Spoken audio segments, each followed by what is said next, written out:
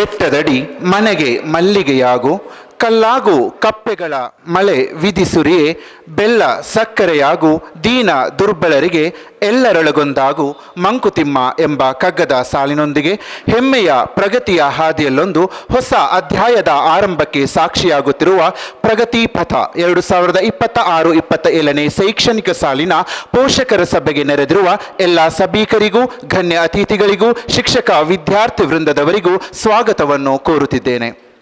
ಸೋತನೆಂದು ದಿಕ್ಕು ತೋಚದೆ ಕುಳಿತ ವಿದ್ಯಾರ್ಥಿಗಳಿಗೆ ನಿಮ್ಮೊಂದಿಗೆ ನಾವಿದ್ದೇವೆ ಎಂದು ಕೈ ಹಿಡಿದು ಮುನ್ನಡೆಸುತ್ತಿರುವ ಪುತ್ತೂರಿನ ಪ್ರಗತಿ ಎಜುಕೇಷನ್, ಶ್ರೀ PV ಗೋಕುಲ್ನಾಥ್ ಮತ್ತು ಶ್ರೀಮತಿ ಹೇಮಲತಾ ಗೋಕುಲ್ನಾಥ್ ರವರ ನೇತೃತ್ವದಲ್ಲಿ SSLC ಹಾಗೂ PUCಯಲ್ಲಿ ಅನುತ್ತೀರ್ಣಗೊಂಡ ವಿದ್ಯಾರ್ಥಿಗಳಿಗೆ ಧೈರ್ಯವನ್ನು ತುಂಬಿ ಸೋಲೆ ಗೆಲುವಿನ ಸೋಪಾನ ಎಂಬುದನ್ನು ತಮ್ಮ ಗುಣಮಟ್ಟದ ಶಿಕ್ಷಣವನ್ನು ನೀಡುವ ಮೂಲಕ ಸಾಧಿಸಿ ತೋರಿಸಿದ ಪುತ್ತೂರಿನ ಪ್ರಗತಿ ಸ್ಟಡಿ ಸೆಂಟರ್ ಪ್ರಯತ್ನವು ಮೆಚ್ಚುವಂಥದ್ದು.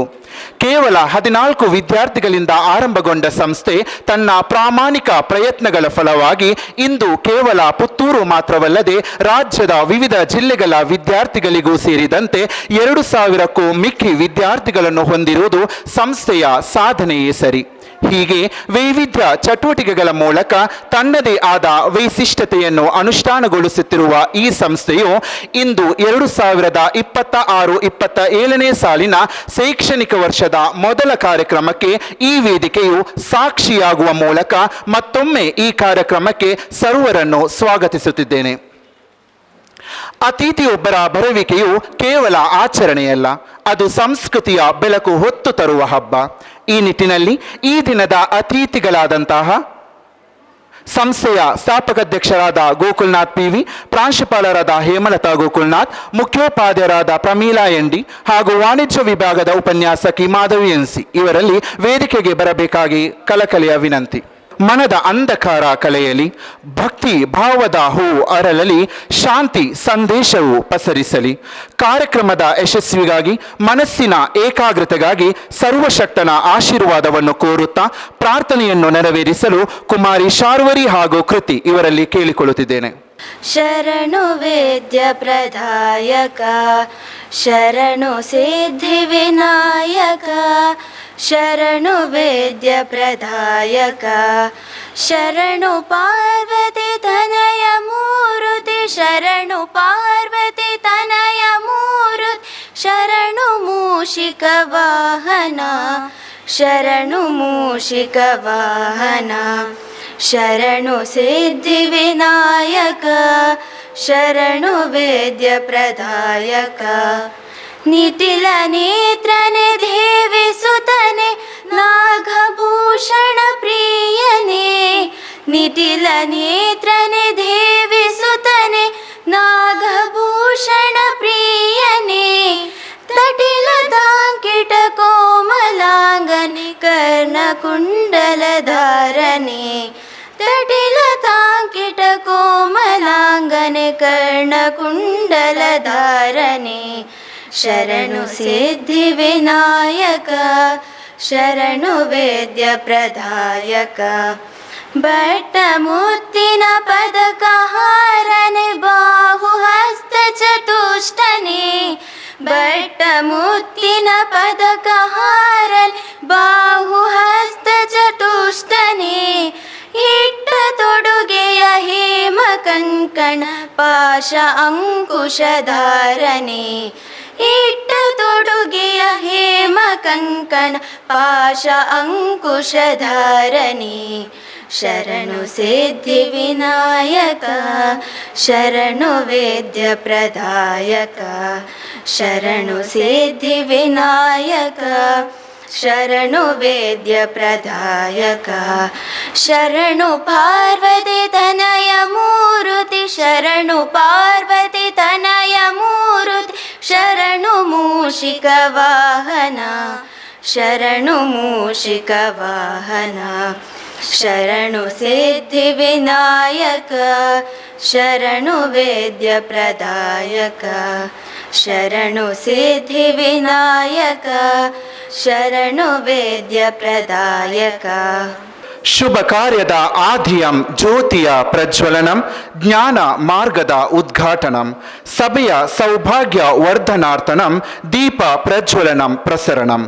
ಈ ನಿಟ್ಟಿನಲ್ಲಿ ಈ ಕಾರ್ಯಕ್ರಮವನ್ನು ದೀಪ ಪ್ರಜ್ವಲನಗೊಳಿಸುವ ಮೂಲಕ ಚಾಲನೆ ನೀಡಬೇಕಾಗಿ ವೇದಿಕೆಯಲ್ಲಿರುವ ಎಲ್ಲ ಗಣ್ಯರಲ್ಲಿ ಕೇಳಿಕೊಳ್ಳುತ್ತಿದ್ದೇನೆ.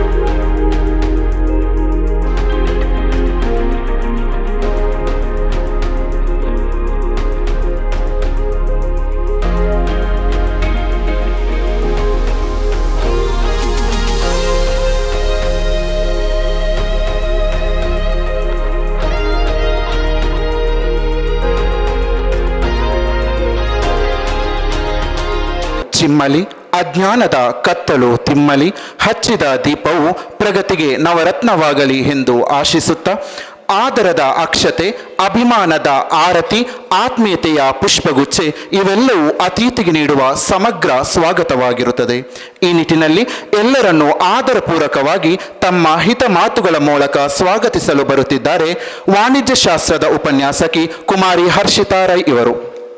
ವಿದ್ಯೆ ಎಂಬುದು ಜೀವನದ ಕತ್ತಲೆಯನ್ನು ದೂರ ಮಾಡುವ ಬೆಳಕು, ಜ್ಞಾನದ ಬಾಗಿಲು ತೆರೆಯುವ ಕೀಲಿಕೈ, ವ್ಯಕ್ತಿತ್ವವನ್ನು ರೂಪಿಸುವ ಶಕ್ತಿ ಹಾಗೂ ಸಮಾಜದ ಅಭಿವೃದ್ಧಿಗೆ ಅಡಿಪಾಯವಾಗಿದೆ.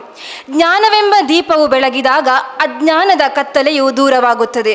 ಶಿಕ್ಷಣವೆಂಬ ಅಮೃತವು ದೊರೆತಾಗ ಜೀವನ ಸಾರ್ಥಕವಾಗುತ್ತದೆ. ಸೋತ ವಿದ್ಯಾರ್ಥಿಗಳ ಕನಸುಗಳಿಗೆ ಹೊಸ ರೆಕ್ಕೆಗಳನ್ನು ನೀಡಿ ಸಾಧನೆಯ ಶಿಖರದತ್ತ ಕೊಂಡೊಯ್ಯುವ ಶಿಕ್ಷಣದ ಪವಿತ್ರ ಪಯಣದಲ್ಲಿ ಪ್ರಗತಿ ಪಥ ಟುಗೆದರ್ ಫಾರ್ ಟುಮಾರೋ ಎಂಬ ಧ್ಯೇಯದೊಂದಿಗೆ ಆಯೋಜಿಸಲಾಗಿರುವ ಈ ವರ್ಷದ 2026-27ನೇ ಸಾಲಿನಲ್ಲಿ ನಮ್ಮ ಮೊದಲ ಶಿಕ್ಷಕ ರಕ್ಷಕ ಸಭೆಯಲ್ಲಿ ಉಪಸ್ಥಿತರಿರುವಂತಹ ಸರ್ವರಿಗೂ ಕಾರ್ಯಕ್ರಮಕ್ಕೆ ಪ್ರೀತಿಪೂರ್ವಕ ಸ್ವಾಗತವನ್ನು ಬಯಸುತ್ತೇನೆ.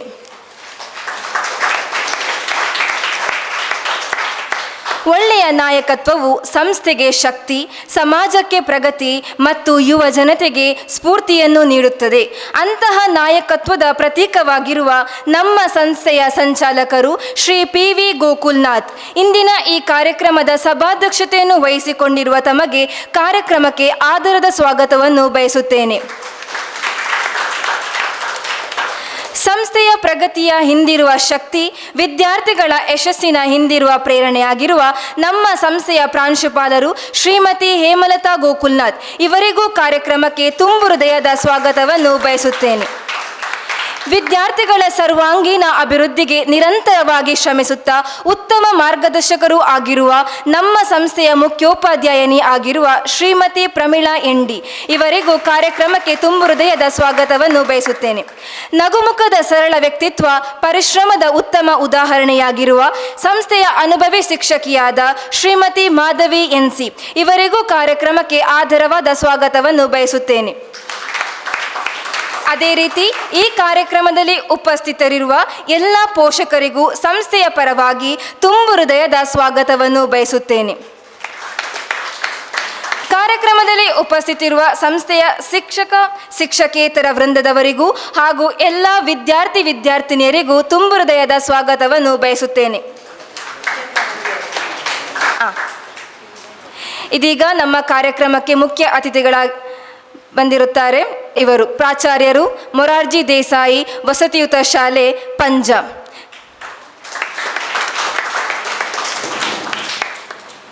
ಮತ್ತು ಸಾಧನೆಗಳ ಮೂಲಕ ಸಮಾಜಕ್ಕೆ ಮಾದರಿಯಾಗಿರುವ ಅನೇಕ ವಿದ್ಯಾರ್ಥಿಗಳ ಭವಿಷ್ಯ ರೂಪಿಸುವಲ್ಲಿ ಮಹತ್ತರ ಕೊಡುಗೆ ನೀಡುತ್ತಿರುವ ಗೌರವಾನ್ವಿತ ಶ್ರೀ ಗಿರೀಶ್ ಕೆ ಪ್ರಾಚಾರ್ಯರು, ಮೊರಾರ್ಜಿ ದೇಸಾಯಿ ವಸತಿಯುತ ಶಾಲೆ ಪಂಜಾಬ್ ಅವರನ್ನು ನಮ್ಮ ಕಾರ್ಯಕ್ರಮದ ಮುಖ್ಯ ಅತಿಥಿಗಳಾಗಿ ಸ್ವಾಗತಿಸುವುದು ನಮಗೆ ಹೆಮ್ಮೆಯ ವಿಷಯವಾಗಿದೆ.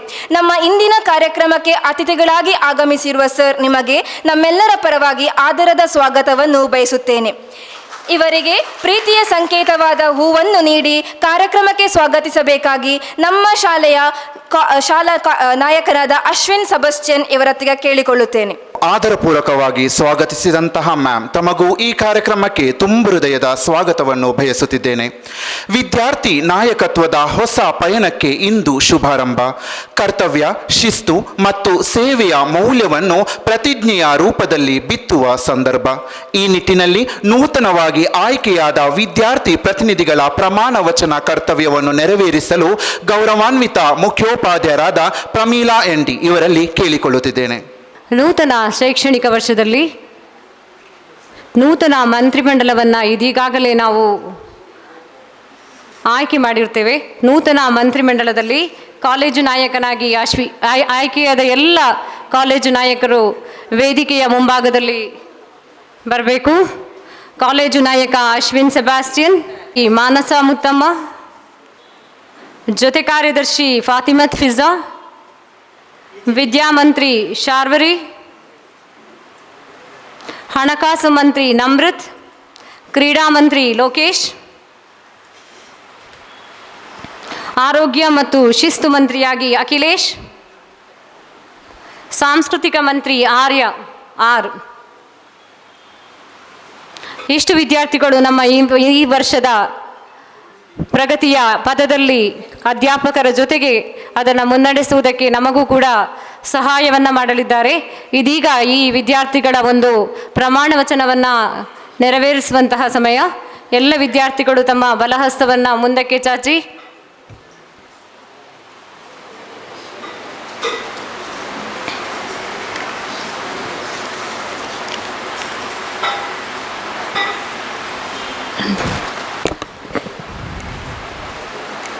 ನಾನು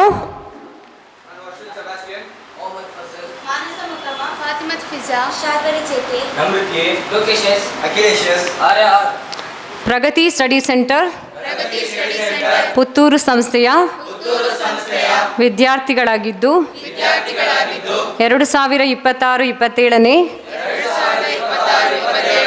ಸಾಲಿನ ಕಾಲೇಜು ಸಂಸತ್ತಿನ ಕಾಲೇಜು ಕಾರ್ಯದರ್ಶಿಯಾಗಿ, ಜೊತೆ ಕಾರ್ಯದರ್ಶಿಯಾಗಿ, ವಿದ್ಯಾಮಂತ್ರಿಯಾಗಿ, ಹಣಕಾಸಿನ ಮಂತ್ರಿಯಾಗಿ, ಕ್ರೀಡಾ ಮಂತ್ರಿಯಾಗಿ, ಆರೋಗ್ಯ ಮತ್ತು ಶಿಸ್ತು ಮಂತ್ರಿಯಾಗಿ, ಸಾಂಸ್ಕೃತಿಕ ಮಂತ್ರಿಯಾಗಿ ನನಗೆ ವಹಿಸಿಕೊಟ್ಟ ಎಲ್ಲ ಕೆಲಸ ಕಾರ್ಯಗಳು ಸತ್ಯ, ಶ್ರದ್ಧೆ, ನಿಷ್ಠೆ, ನಮ್ರತಾ ಭಾವ ಹಾಗೂ ಪ್ರಾಮಾಣಿಕತೆಯಿಂದ ಕರ್ತವ್ಯ ನಿರ್ವಹಿಸುತ್ತೇನೆ ಎಂದು ಈ ಕಾಲೇಜಿನ ನೀತಿ ನಿಯಮಗಳನ್ನು ಪರಿಪಾಲನೆ ಮಾಡುತ್ತಾ ಕಾಲೇಜಿನ ಎಲ್ಲ ವಿದ್ಯಾರ್ಥಿಗಳನ್ನು ಸಹೋದರ ಸಹೋದರಿಯರಂತೆ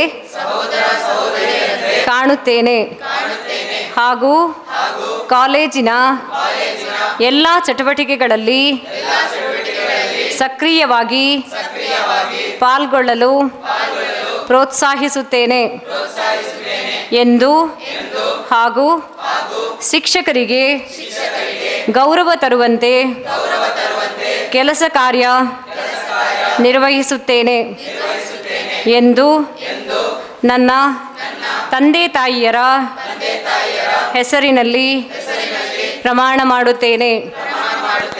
ಜೈ ಹಿಂದ್.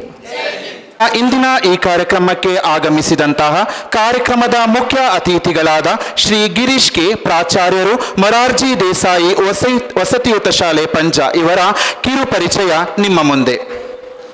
ಶ್ರೀ ಗಿರೀಶ್ ಕೆ ಇವರು ಪ್ರಸ್ತುತ ಮೊರಾರ್ಜಿ ದೇಸಾಯಿ ವಸತಿ ಶಾಲೆ ಪಂಜ ಇದರ ಪ್ರಾಚಾರ್ಯರಾಗಿ ಕಾರ್ಯನಿರ್ವಹಿಸುತ್ತಿದ್ದಾರೆ.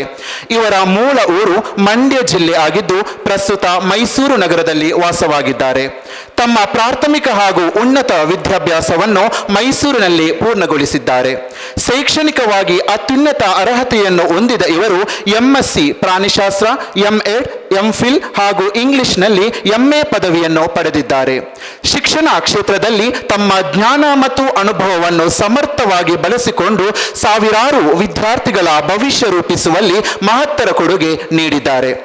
ಶಿಕ್ಷಣ ಕ್ಷೇತ್ರದ ಮೇಲಿನ ಅಪಾರ ಆಸಕ್ತಿ, ಸಮರ್ಪಣೆ ಮತ್ತು ದೂರದೃಷ್ಟಿಯೊಂದಿಗೆ ಇವರು ತಮ್ಮ ವೃತ್ತಿ ಜೀವನವನ್ನು ಆರಂಭಿಸಿದ್ದು 2004ರಿಂದ 2008ರವರೆಗೆ ದಕ್ಷಿಣ ಕನ್ನಡ ಜಿಲ್ಲೆಯ ಮೂಡಬಿದಿರೆಯ ಮೊರಾರ್ಜಿ ದೇಸಾಯಿ ವಸತಿ ಶಾಲೆಯಲ್ಲೂ ಯಶಸ್ವಿಯಾಗಿ ಸೇವೆ ಸಲ್ಲಿಸಿದ್ದಾರೆ. ಪ್ರಸ್ತುತ ಪಂಚಾದ ಮೊರಾರ್ಜಿ ದೇಸಾಯಿ ವಸತಿ ಶಾಲೆಯ ಪ್ರಾಚಾರ್ಯರಾಗಿ ಕಾರ್ಯನಿರ್ವಹಿಸುತ್ತಿರುವ ಇವರು ಶಾಲೆಯ ಶೈಕ್ಷಣಿಕ ಗುಣಮಟ್ಟವನ್ನು ನಿರಂತರವಾಗಿ ಉನ್ನತ ಮಟ್ಟಕ್ಕೆ ಕೊಂಡೊಯ್ಯುವಲ್ಲಿ ಪ್ರಮುಖ ಪಾತ್ರ ವಹಿಸಿದ್ದಾರೆ. ಇವರ ದಕ್ಷ ನಾಯಕತ್ವ, ಶಿಸ್ತುಬದ್ಧ ಆಡಳಿತ ಮತ್ತು ಶಿಕ್ಷಕರ ತಂಡದೊಂದಿಗೆ ಹೊಂದಿರುವ ಉತ್ತಮ ಸಮನ್ವಯದ ಫಲವಾಗಿ ಶಾಲೆಯು SSLC ಪರೀಕ್ಷೆಯಲ್ಲಿ ಸುಳ್ಯ ತಾಲೂಕಿನ ಸರ್ಕಾರಿ ಶಾಲೆಗಳ ಪೈಕಿ ಅಗ್ರಸ್ಥಾನವನ್ನು ಪಡೆದು ವಿಶಿಷ್ಟ ಸಾಧನೆ ಮಾಡಿದೆ. ವಿದ್ಯಾರ್ಥಿಗಳ ಸರ್ವತೋಮುಖ ಅಭಿವೃದ್ಧಿ, ಗುಣಮಟ್ಟದ ಶಿಕ್ಷಣ ಹಾಗೂ ಮೌಲ್ಯಾಧಾರಿತ ಜೀವನ ರೂಪಿಸುವಲ್ಲಿ ಇವರ ಕೊಡುಗೆ ಅಪಾರವಾಗಿದೆ. ಇವರ ಶ್ರಮ, ಬದ್ಧತೆ ಮತ್ತು ನಾಯಕತ್ವವು ಶಿಕ್ಷಣ ಕ್ಷೇತ್ರಕ್ಕೆ ಮಾದರಿಯಾಗಿದೆ. ಇದೀಗ ಶ್ರೀ ಗಿರೀಶ್ ಕೆ ಇವರು ಇಂದಿನ ಕಾರ್ಯಕ್ರಮವನ್ನು ಉದ್ದೇಶಿಸಿ ಮಾತನಾಡಬೇಕಾಗಿ ತಮ್ಮಲ್ಲಿ ವಿನಮ್ರತೆಯಿಂದ ಕೇಳಿಕೊಳ್ಳುತ್ತಿದ್ದೇನೆ. ಸರ್, ತಮಗಾಗಿ ಈ ವೇದಿಕೆ. ಮತ್ತು ಈ ಒಂದು ಕಾರ್ಯಕ್ರಮಕ್ಕೆ ನಾನು ಬರಬೇಕಾದ್ರೆ ಮುಖ್ಯವಾದ ಕಾರಣ ಏನಂದರೆ ಗೋಕುಲ್ ಸರ್ ಅವರು ನಾನು ಮೈಸೂರಿನಲ್ಲಿರಬೇಕಾದ್ರೆ ನನಗೆ ಯಾವುದೋ ಒಂದು ರೀತಿಯಲ್ಲಿ ಪರಿಚಯ ಆಯಿತು.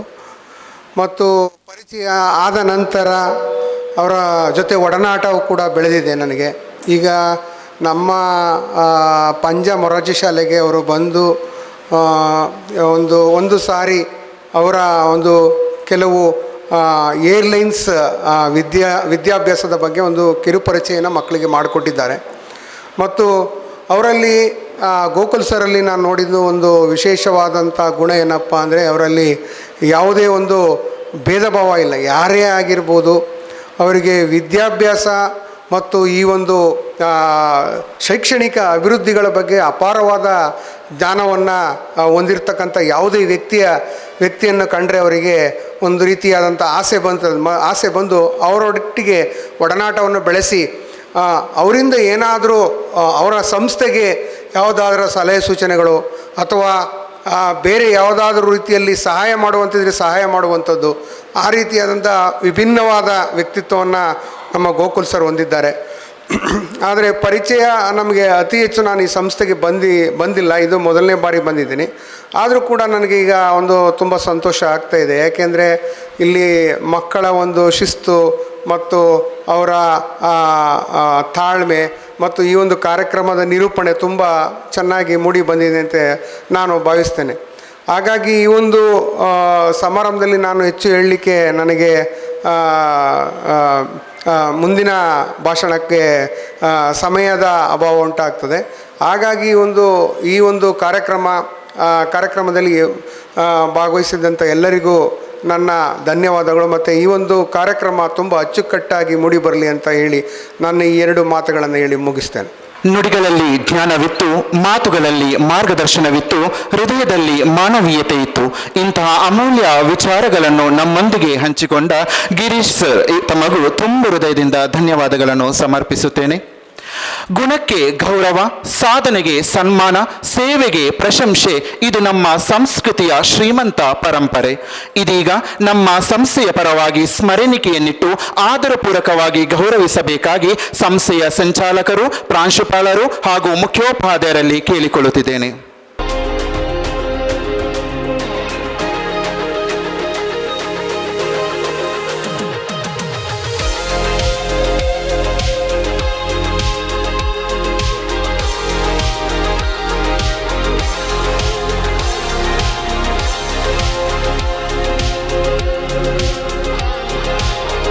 ಸೊ ಇದು ಏನು ಅಂತ ಹೇಳಿದರೆ ನೋಡಿ, ಈ ಪೇರೆಂಟ್ಸ್ ಮೀಟಿಂಗ್ ಕರೀಲಿಕ್ಕೆ ಮುಖ್ಯ ಕಾರಣ ನೋಡಿ, ಒಬ್ಬೊಬ್ಬರು ಬಂದಿದ್ದಾರೆ, ಕೆಲವರು ಮಾರ್ಚಲ್ಲಿ ಬಂದಿದ್ದಾರೆ, ಅಡ್ಮಿಷನ್ ಮಾಡಿ ಹೋಗಿದ್ದಾರೆ, ಕೆಲವರು ಏಪ್ರಿಲಲ್ಲಿ ಬಂದರು, ಅಡ್ಮಿಷನ್ ಮಾಡಿದರು, ಹೋದರು. ಸೊ ಒಬ್ಬೊಬ್ಬ ಪೇರೆಂಟು ಬಂದಿದ್ದಾರೆ, ಹೋಗಿದ್ದಾರೆ. ಓವರಾಲ್ ಆಗಿ ನಮ್ಮ ಒಂದು ಶಾಲೆಯ ವಿಚಾರಗಳನ್ನು ಮುಕ್ತವಾಗಿ ಏನೆಲ್ಲ ಇದೆ, ಒಂದು ಹಾಸ್ಟೆಲ್ ಇರ್ಬೋದು, ಒಂದು ಲೋಕಲ್ ಇರ್ಬೋದು, ಲೋಕಲ್ನ ಮಕ್ಕಳಿಗಿರ್ಬೋದು, ಒಂದು ಶಾಲಾ ಸಮಯ ಇರ್ಬೋದು, ಮತ್ತು ನಮ್ಮ ಚಟುವಟಿಕೆಗಳೇನುಂಟು, ಎಕ್ಸಾಮ್ಸ್ ಏನುಂಟು, ಇದರ ಬಗ್ಗೆ ಎಲ್ಲ ಒಂದು ಚರ್ಚೆ ಮಾಡಲಿಕ್ಕೆ ಅಂತೇಳಿ ನಾವು ಇವತ್ತು ಈ ಮೀಟಿಂಗನ್ನು ಕರೆದಿದ್ದೇವೆ. ಸೊ ಮುಖ್ಯವಾಗಿ ಈ ಆದಿತ್ಯವಾರ ಕರೆದದ್ದು ಯಾಕೆ ಅಂತ ಹೇಳಿದರೆ ನೋಡಿ, ಎಲ್ಲರಿಗೆ ಅವರವರದೇ ಆದ ಕೆಲಸ ಕಾರ್ಯಗಳಿದೆ. ಸೊ ಆ ಕೆಲಸ ಕಾರ್ಯಗಳಿಂದ ನಿಮಗೆ ಒಂದು ಆದಿತ್ಯವಾರ ಬಿಡುವೊಂದು ಸಿಗುವಂಥದ್ದು ಇದೆ. ಸೊ ಒಂದು ಆದಿತ್ಯವಾರವನ್ನು ನಿಮ್ಮ ಮಕ್ಕಳಿಗೆ ಬೇಕಾಗಿ ಮೀಸಲಾತಿ ಇಟ್ಟು ನೀವೆಲ್ಲರೂ ಬರಬೇಕು ಅನ್ನೋ ಮುಖ್ಯ ಉದ್ದೇಶದಿಂದ ನಾವು ಈ ಮೀಟಿಂಗನ್ನು ಕರೆದಿದ್ದೇವೆ. ಸೊ ಇಲ್ಲಿ ನೋಡಿ, ಈಗ ನಿಮ್ಮ ಮಕ್ಕಳೆಲ್ಲ ಬರ್ತಾ ಇದ್ದಾರೆ. ಆಲ್ರೆಡಿ 1 ತಿಂಗಳು ಹತ್ತಿರ ಆಯಿತು. 1ನೇ ತಾರೀಕು ಶಾಲೆ ಪ್ರಾರಂಭ ಆಗಿದೆ. ಈ ಸಾರಿ ಮಳೆ ಬರಾದ ಕಾರಣ ಶಾಲೆಗಳಿಗೆ ಯಾವುದೇ ರಜೆ ಸಿಗಲಿಲ್ಲ. ಕಂಟಿನ್ಯೂ ಆಗಿ ಕ್ಲಾಸಸ್ ಆಗ್ತಾ ಇದೆ. ಸೊ ಇಲ್ಲಿ ನೋಡಿ, ಇನ್ನು ಕೆಲವರು ಲೋಕಲ್ ಪೇರೆಂಟ್ಸ್ ಇಲ್ಲಿ ಇದ್ದಾರೆ. ಇನ್ನೂ ಕೆಲವು ಮಕ್ಕಳು ಬರಲಿಲ್ಲ, ಪೇರೆಂಟ್ಸ್ ಬಂದಿದ್ದಾರೆ, ಅಥವಾ ಮಕ್ಕಳು ಬರಲಿಲ್ಲ, ಪೇರೆಂಟ್ಸ್ ಬರಲಿಲ್ಲ. ನಾನು ಹೇಳೋದು ಏನು ಅಂತ ಹೇಳಿದರೆ, ಒಂದು ಶಾಲೆಗೆ ಸೇರಿಸಿದ ಕೂಡಲೇ ನಿಮ್ಮ ಜವಾಬ್ದಾರಿ ಮುಗಿಯುವುದಿಲ್ಲ. ಶಾಲೆಯಲ್ಲಿ ನೋಡಿ, ನಿಮ್ಮ ಮಕ್ಕಳು ನಮ್ಮೊಟ್ಟಿಗೆ ಎಷ್ಟು ಗಂಟೆ ಇರ್ತಾರೆ? ಬೆಳಿಗ್ಗೆ 9:30 ಸಂಜೆ 4:15 ಇರ್ತಾರೆ, ಹೌದಾ? ನಂತರ ನಿಮ್ಮೊಟ್ಟಿಗೆ ಇರ್ತಾರೆ.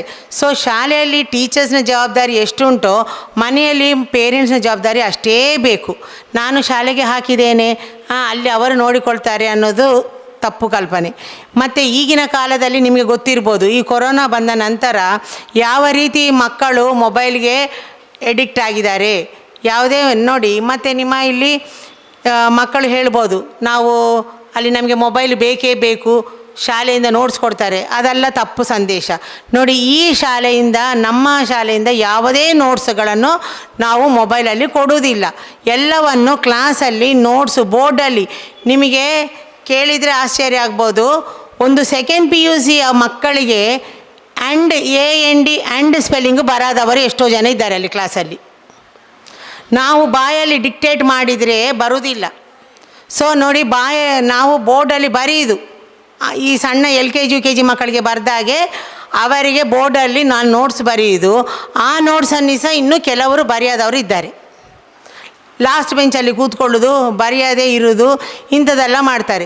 ಸೊ ನೀವು ಪೇರೆಂಟ್ಸ್ ಆಗಿ ನಿಮ್ಮ ಕರ್ತವ್ಯ ಏನಂದರೆ, ಡೈಲಿ ನಿಮ್ಮ ಮಕ್ಕಳು ಶಾಲೆಗೆ ಬರ್ತಾ ಇದ್ದಾರೆ ನೋಡಿ. ಬರೋದಾಗ ನಾವು ನಿಮಗೆ ಒಂದು ಗ್ರೂಪ್ ಮಾಡಿದೆವು. ಆ ಗ್ರೂಪಲ್ಲಿ ನಿಮಗೆ ಮೆಸೇಜ್ ಬರ್ತಾ ಇದೆ, ಇವತ್ತು ಯಾರು ಬರಲಿಲ್ಲ ಏನು ಅಂತೇಳಿ.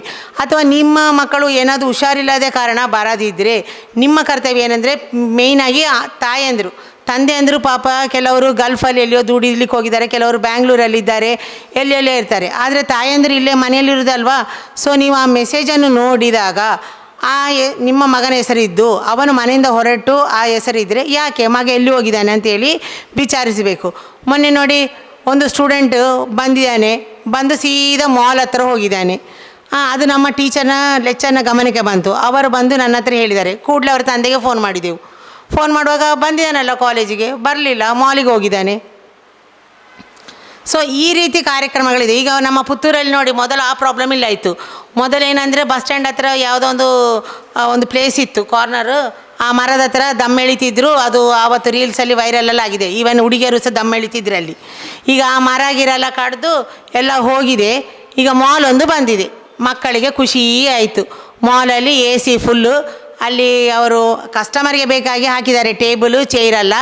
ಇವರು 4 ಜನ ಒಂದು ಟೇಬಲಲ್ಲಿ ಕೂತ್ಕೊಳ್ಳೋದು, 4 ಮೊಬೈಲ್ ಕೈಯಲ್ಲಿ, ಲೂಡೋ ಆಟ ಆಡೋದು, ಗೇಮ್ಸ್ ಆಟ ಆಡೋದು, ಇದನ್ನು ಆಟ ಆಡೋದು.